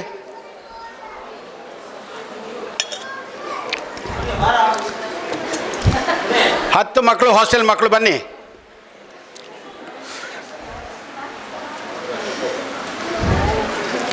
ಈಗ ಸ್ಥಳೀಯ ಪೇರೆಂಟ್ಸ್ ನಿಮ್ಮ ಮಕ್ಕಳನ್ನು ಒಂದು 10 ಮಕ್ಕಳನ್ನು ಕಳಿಸಿ ನೋಡುವ. ಇಲ್ಲಿ ತಂದೆ ತಾಯಿ ಗುರುಗಳೆಲ್ಲ ನಾವೇ. ನಿಮ್ಮ ಮಕ್ಕಳು ನಿಮ್ಮ ಮನೆಯಲ್ಲಿರುವಾಗ ಹಾಸ್ಟೆಲ್ ಮಕ್ಕಳ ಹತ್ರ ಪೇರೆಂಟ್ಸ್ ಹತ್ರ ಕೇಳಿದೆ, ಹೇಗೆ ಇದ್ದರು, ಈಗ ಹೇಗಿದ್ದಾರೆ ಸರ್? 1 ತಿಂಗಳು ವ್ಯತ್ಯಾಸ ಕಾಣ್ತಾ ಇದೆಯಾ ಇಲ್ವಾ?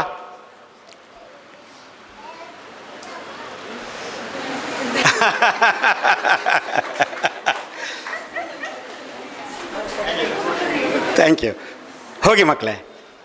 ಸೊ ಇದನ್ನು ಯಾಕೆ ಹೇಳ್ತೇನೆ ಅಂದರೆ, ನನಗೆ ಎಲ್ಲರೂ ಮಕ್ಕಳೇ, ಅದು ಸ್ಥಳೀಯರಾಗಲಿ ಹಾಸ್ಟೆಲ್ನ ಮಕ್ಕಳಾಗಲಿ ಎಲ್ಲರೂ ಈಕ್ವಲ್ ಮಕ್ಕಳು. ಆದರೆ ಈಕ್ವಾಲಿಟಿ ಎಲ್ಲದರಲ್ಲೂ ಬೇಕು, ಕಲಿಯೋದ್ರಲ್ಲೂ ಬೇಕು, ಔಟ್ಲುಕ್ಕಲ್ಲೂ ಬೇಕು, ಬಿಹೇವಿಯರಲ್ಲೂ ಬೇಕು, ಸಂಸ್ಕೃತಿಯಲ್ಲೂ ಬೇಕು, ಎಲ್ಲದರಲ್ಲೂ ಬೇಕು.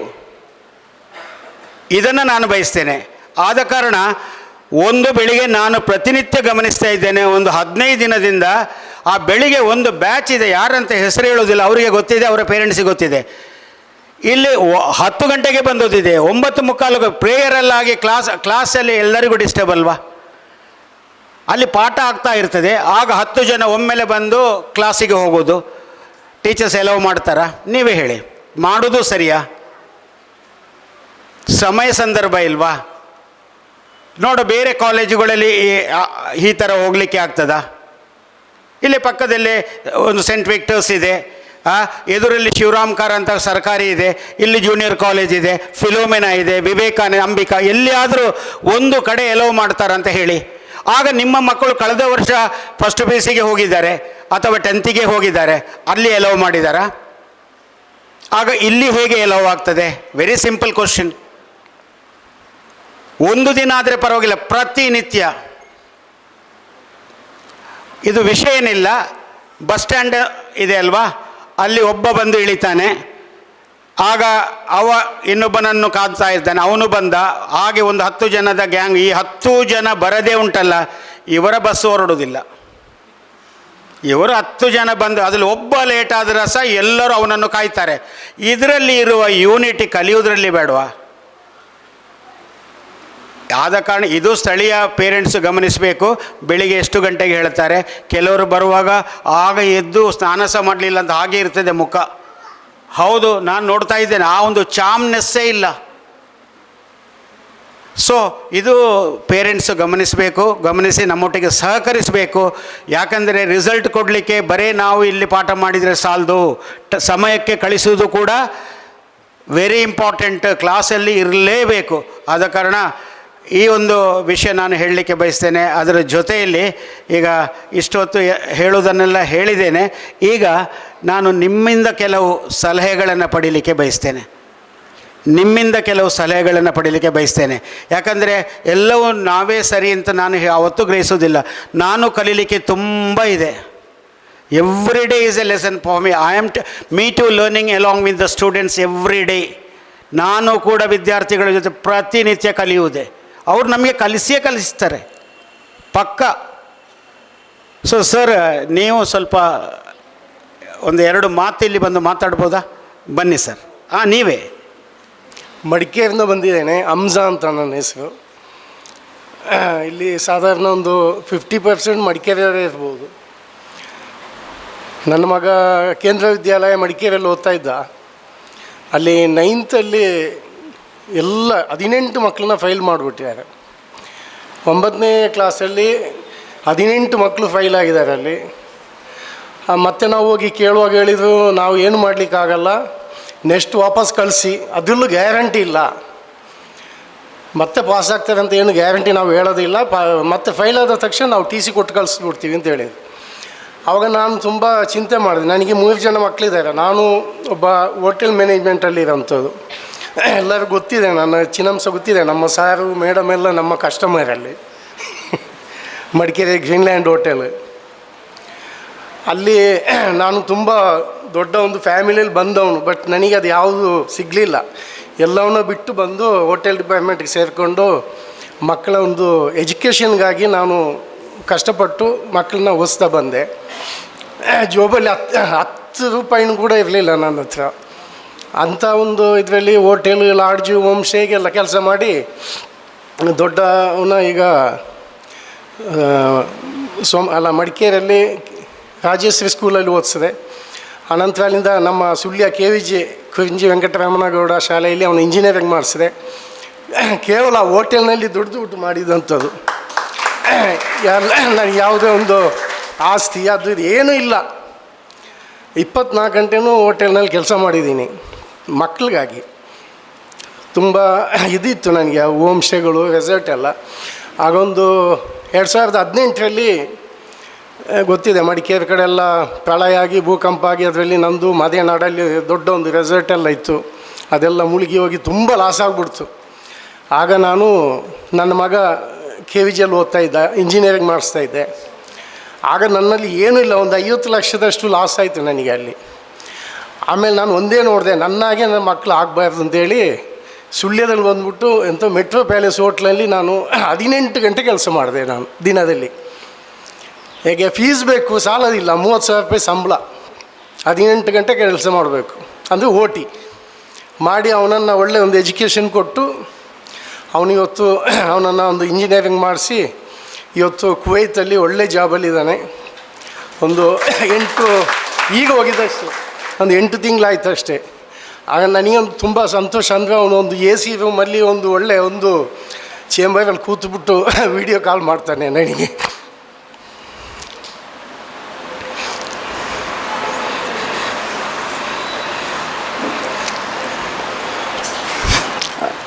ಆಮೇಲೆ ಎರಡನೇವನು BBA ಮಾಡಿಸಿದೆ ಮಡಿಕೇರಿಯಲ್ಲಿ FMC ಕಾಲೇಜಲ್ಲಿ. ಅವನಿಗೂ ಕೂಡ ಒಂದು ಜಾಬ್ ಮಾಡಿ ಇವತ್ತು ಮಡಿಕೇರಿ ಸಿವಿಲ್ ಹಾಸ್ಪಿಟ್ಲಲ್ಲಿ MRI ಸ್ಕ್ಯಾನಿಂಗು ಇದರಲ್ಲಿ ಒಂದು ಜಾಬಲ್ಲಿದ್ದಾನೆ. ಆಗ ಇವನು ಫೈಲ್ ಆದಾಗ ಅವ್ರಿಗೆ ನಾನು ಒಳ್ಳೆ ಎಜುಕೇಷನ್ ಕೊಟ್ಟು ಕೇವಲ ಒಂದು ಕೆಲಸ ಮಾಡಿ ಕೂಲಿ ಕೆಲಸ ಮಾಡಿಬಿಟ್ಟು ಯಾವುದೇ ಆಸ್ತಿ ಪಾಸ್ತಿ ಯಾವುದೂ ಇಲ್ಲ, ಸಂಘ ಸಂಸ್ಥೆಗಳಲ್ಲಿ ಸಾಲ ಮಾಡಿ ಎಜುಕೇಷನ್ ಕೊಟ್ಟು ಅವನ್ನ ಒಳ್ಳೆಯ ಒಂದು ಜಾಬಲ್ಲಿ ಮಾಡಿದಾಗ ಇವನು 9th ಫೈಲ್ ಆದ. ಇನ್ನೊಂದು ವರ್ಷ ಅಲ್ಲಿಗೆ ಕಳಿಸೋಣ ಅಂತ ಹೇಳಿದರೆ ಇನ್ನೂ ಗ್ಯಾರಂಟಿ ಇಲ್ಲ, ಫೈಲ್ ಆಗಿಬಿಟ್ಟು ನಾವು ಏನು ಮಾಡೋದು, TC ಕೊಟ್ಟು ಕಳಿಸ್ಬಿಡ್ತೀವಿ ಅಂತ ಹೇಳಿದರು. ಆಗ ನನಗೆ ತುಂಬ ಯೋಚನೆ ಆಗಿ ಮಗನಿಗೆ ಫೋನ್ ಮಾಡಿದೆ. ಮಗ ಹೇಳ್ದ, ನೀವು ನಮಗಿಬ್ಬರಲ್ಲಿ ಒಳ್ಳೆ ಎಜುಕೇಷನ್ ಕೊಟ್ಟಿದ್ದೀರಲ್ಲ, ನಾವು ಕೈ ಜೋಡಿಸ್ತೀವಿ ನಿಮ್ಮೊಟ್ಟಿಗೆ, ಅವನನ್ನು ಎಲ್ಲಾದರೂ ಒಂದು ಒಳ್ಳೆ ಕಡೆ ಸೇರಿಸು ಅಂತ ಹೇಳುವಾಗ ಏನೋ ಅಕಸ್ಮಾತ್ತಾಗಿ ಹೇಮಲತಾ ಮೇಡಮ್ ನನ್ನ ನಂಬರ್ ಎಲ್ಲಿಂದ ಕಲೆಕ್ಟ್ ಆಯಿತಾ, ಅದು ದೇವರೇ ಕೊಟ್ಟಿದ್ದೇನೋ ಗೊತ್ತಿಲ್ಲ. ಹೇಮಲತಾ ಮೇಡಮ್ ನಾನು ಪ್ರಗತಿ ಶಾಲೆ ಅಂತೇಳಿ ನನಗೆ ಕಾಲ್ ಮಾಡಿದರು. ಆಗ ನಾನು ಕೇಳಿದೆ, ಏನು ಮೇಡಮ್ ಹೇಗೆ ಅಂತ.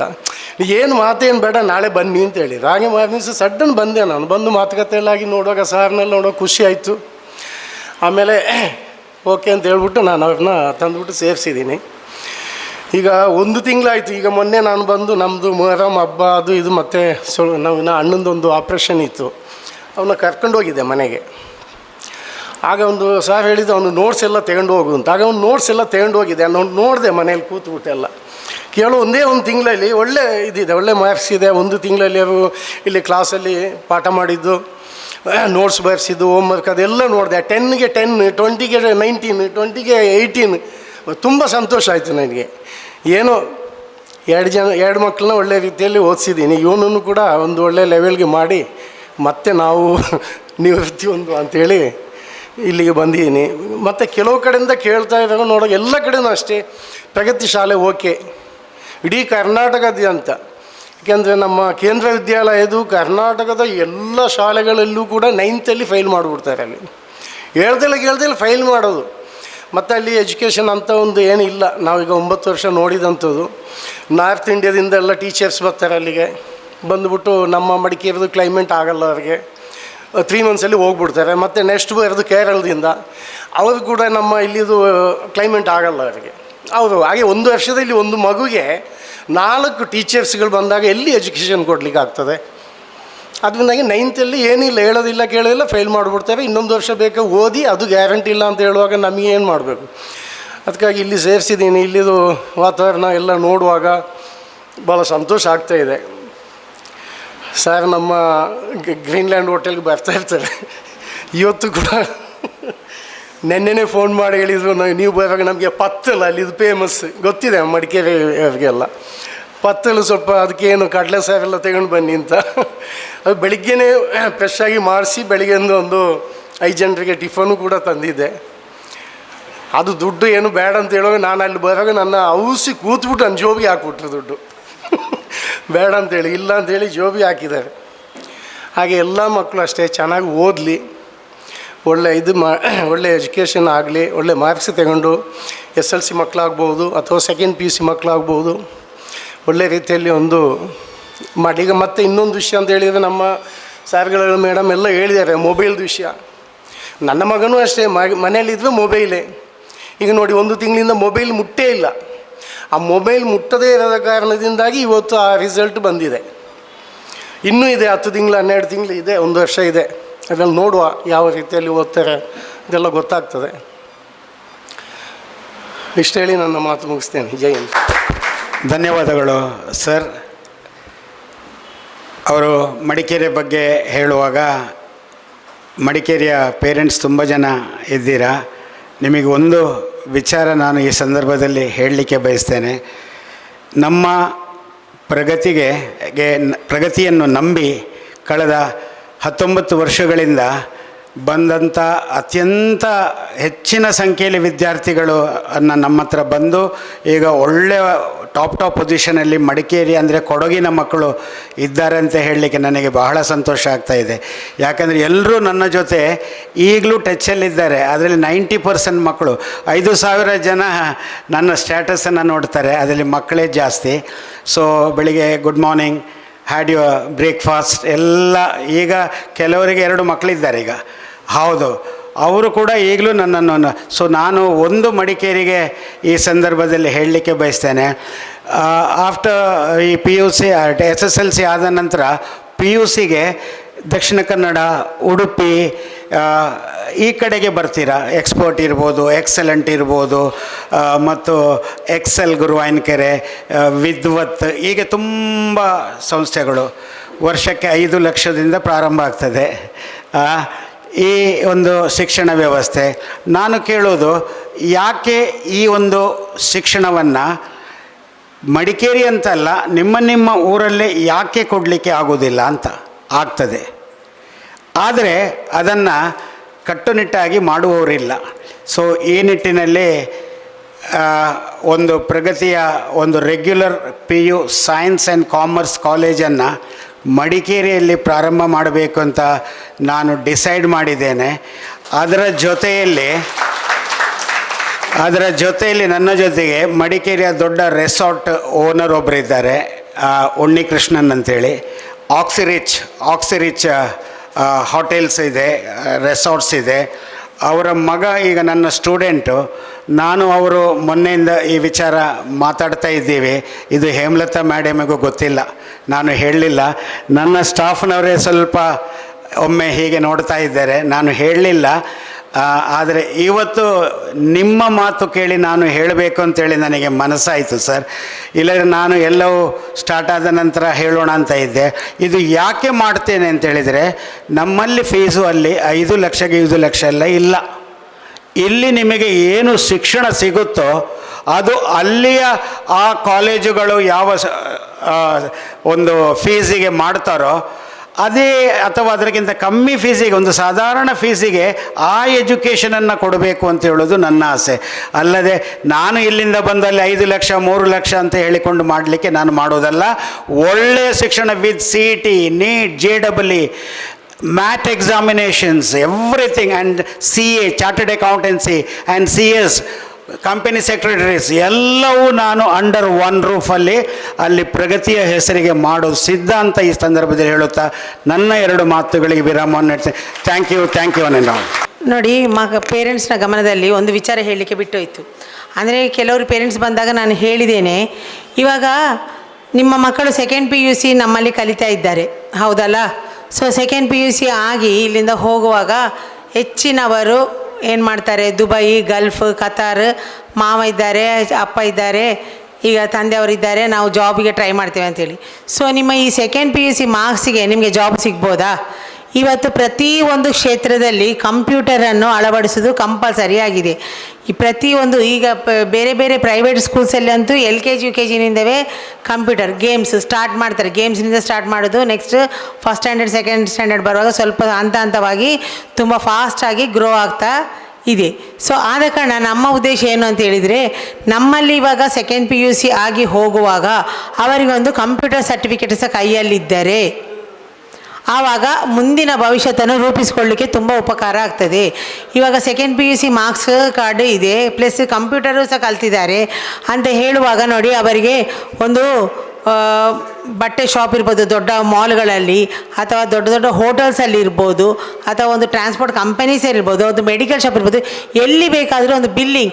ಈಗ ಇದರಲ್ಲಿ ನಾವು ಕಲಿಸೋದೇನೆಂದರೆ ಬೇಸಿಕ್ನಿಂದ ಕಲಿಸಿ GST ಟ್ಯಾಲಿ, ಈಗ ಮೇಯ್ನ್ GST ಟ್ಯಾಲಿ ಎಲ್ಲದರಲ್ಲಿ ಉಂಟು. ಸೊ ಆ GST ಟ್ಯಾಲಿ ಕೋರ್ಸನ್ನು ಸಹ ನಾವು ಮಾಡ್ತೇವೆ, ಕಲಿಸ್ತಾರೆ. ಸೊ ನಿಮಗೆ ನೋಡಿ, ಇಲ್ಲಿ 2nd PUC ಆದ ನಂತರ ಪುನಃ ಒನ್ಸ್ ಅಗೈನ್ ಕಂಪ್ಯೂಟರ್ ಕೋರ್ಸ್ಗಂತೇಳಿ ಟೈಮ್ ತೆಗಿಬೇಕಂತಿಲ್ಲ. ಅವರು ಇಲ್ಲಿ ಇರುವಾಗಲೇ ಆ ಒಂದು 1 ಅವರ್ ಅದಕ್ಕೆ ಕಂಪ್ಯೂಟರ್ ಕ್ಲಾಸ್ಗೆ ಹಾಕಿ ನೋಡಿ, ವಾರದಲ್ಲಿ 3 ಡೇಸು ಕೆಲವು ಬ್ಯಾಚ್ ಮತ್ತು 3 ಡೇಸ್ ಇನ್ನೊಂದು ಬ್ಯಾಚ್. ಸೊ ಇಲ್ಲಿ ತುಂಬ ಮಕ್ಕಳಿದ್ದಾರೆ. ಸೊ ಅವರಿಗೆ ಬ್ಯಾಚ್ ವೈಸ್ ಕಂಡಕ್ಟ್ ಮಾಡ್ತಾ ಇದ್ದಾರೆ ನಮ್ಮ ಕಂಪ್ಯೂಟರ್ ಮೇಡಮ್. ಸೊ ಅವರಿಗೆ ಬೇಸಿಕ್ಸ್ ಗೊತ್ತಿಲ್ಲ. ಈಗ ನೋಡಿ ಮೊಬೈಲಲ್ಲಿ ಎಷ್ಟು ಫಾಸ್ಟ್ ಇದ್ದಾರೆ, ಬಟ್ ಕಂಪ್ಯೂಟ್ರಲ್ಲಿ ಅಷ್ಟು ಫಾಸ್ಟ್ ಇಲ್ಲ ಅವರು. ಆದರೆ ಮೊಬೈಲಲ್ಲಿ ಫಾಸ್ಟ್ ಇದ್ದರೂ ಸಾಲದು, ಕಂಪ್ಯೂಟ್ರಲ್ಲಿ ಫಾಸ್ಟ್ ಇರಬೇಕು. ಸೊ ಆದ ಕಾರಣ ನೋಡಿ ಈ ವಿಚಾರವನ್ನು ನಾವು ಹೇಳಿದ್ದೇವೆ. ಆಲ್ರೆಡಿ ನಿಮ್ಮ ಮಕ್ಕಳು ಕೆಲವರು ಹೋಗ್ತಾ ಇದ್ದಾರೆ. ಇದರದ್ದು ಫೀಸ್ ಬಂದು 8,000 8,000 ನೀವು ಕಟ್ಟುವ ಫೀಸಲ್ಲಿ ಇದು ಬರುವುದಿಲ್ಲ. ಆದರೆ ನಿಮಗೆ ಬರ್ಡನ್ ಆಗೋದು ಇರಲಿಕ್ಕೆ ಬೇಕಾಗಿ ನಾವು ಏನು ಹೇಳೋದು ನೋಡಿ, ಜುಲೈ ಆಯಿತು, ಜೂನ್ ಆಯ್ತಲ್ವ, ಜುಲೈನಿಂದ ಫೆಬ್ರವರಿವರೆಗೆ ಟೈಮ್ ಉಂಟು. ನಿಮ್ಮಲ್ಲಿ ಇದ್ದಾಗ 500 1,500 ಆಗ ನಿಮ್ಮ ಮಕ್ಕಳ ಹತ್ರ ಕೊಟ್ಟು ಕಳಿಸ್ತಾ ಇರಿ. ಅವರ ಕಂಪ್ಯೂಟರ್ ಟೀಚರ್ಗೆ ಕೊಟ್ಟರೆ ನೋಡಿ ಅವರೊಂದು ಬುಕ್ ಮೇಂಟೈನ್ ಮಾಡ್ತಾರೆ. ಮೇಂಟೈನ್ ಮಾಡಿ ಅದರಲ್ಲಿ ಬರಿತಾ ಇರ್ತಾರೆ. ನೋಡಿ ಫೆಬ್ರವರಿಯಲ್ಲಿ ಆಗುವಾಗ ಫೆಬ್ರವರಿ ಮಂತಲ್ಲಿ ಕಂಪ್ಯೂಟರ್ ಎಕ್ಸಾಮ್ ಕಂಡಕ್ಟ್ ಮಾಡ್ತಾರೆ.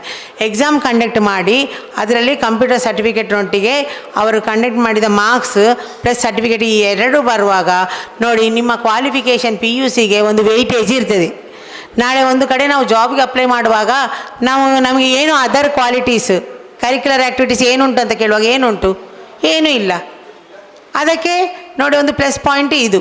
ಸೊ PUC ಸರ್ಟಿಫಿಕೇಟ್ ಒಟ್ಟಿಗೆ ನಮ್ಮ ಕಂಪ್ಯೂಟರ್ ಸರ್ಟಿಫಿಕೇಟ್ ಇದ್ದಾಗ ಚಾನ್ಸ್ ಅವನಿಗೆ ಜಾಬ್ ಆಗ್ಬೋದು ಇಮಿಡಿಯೇಟ್.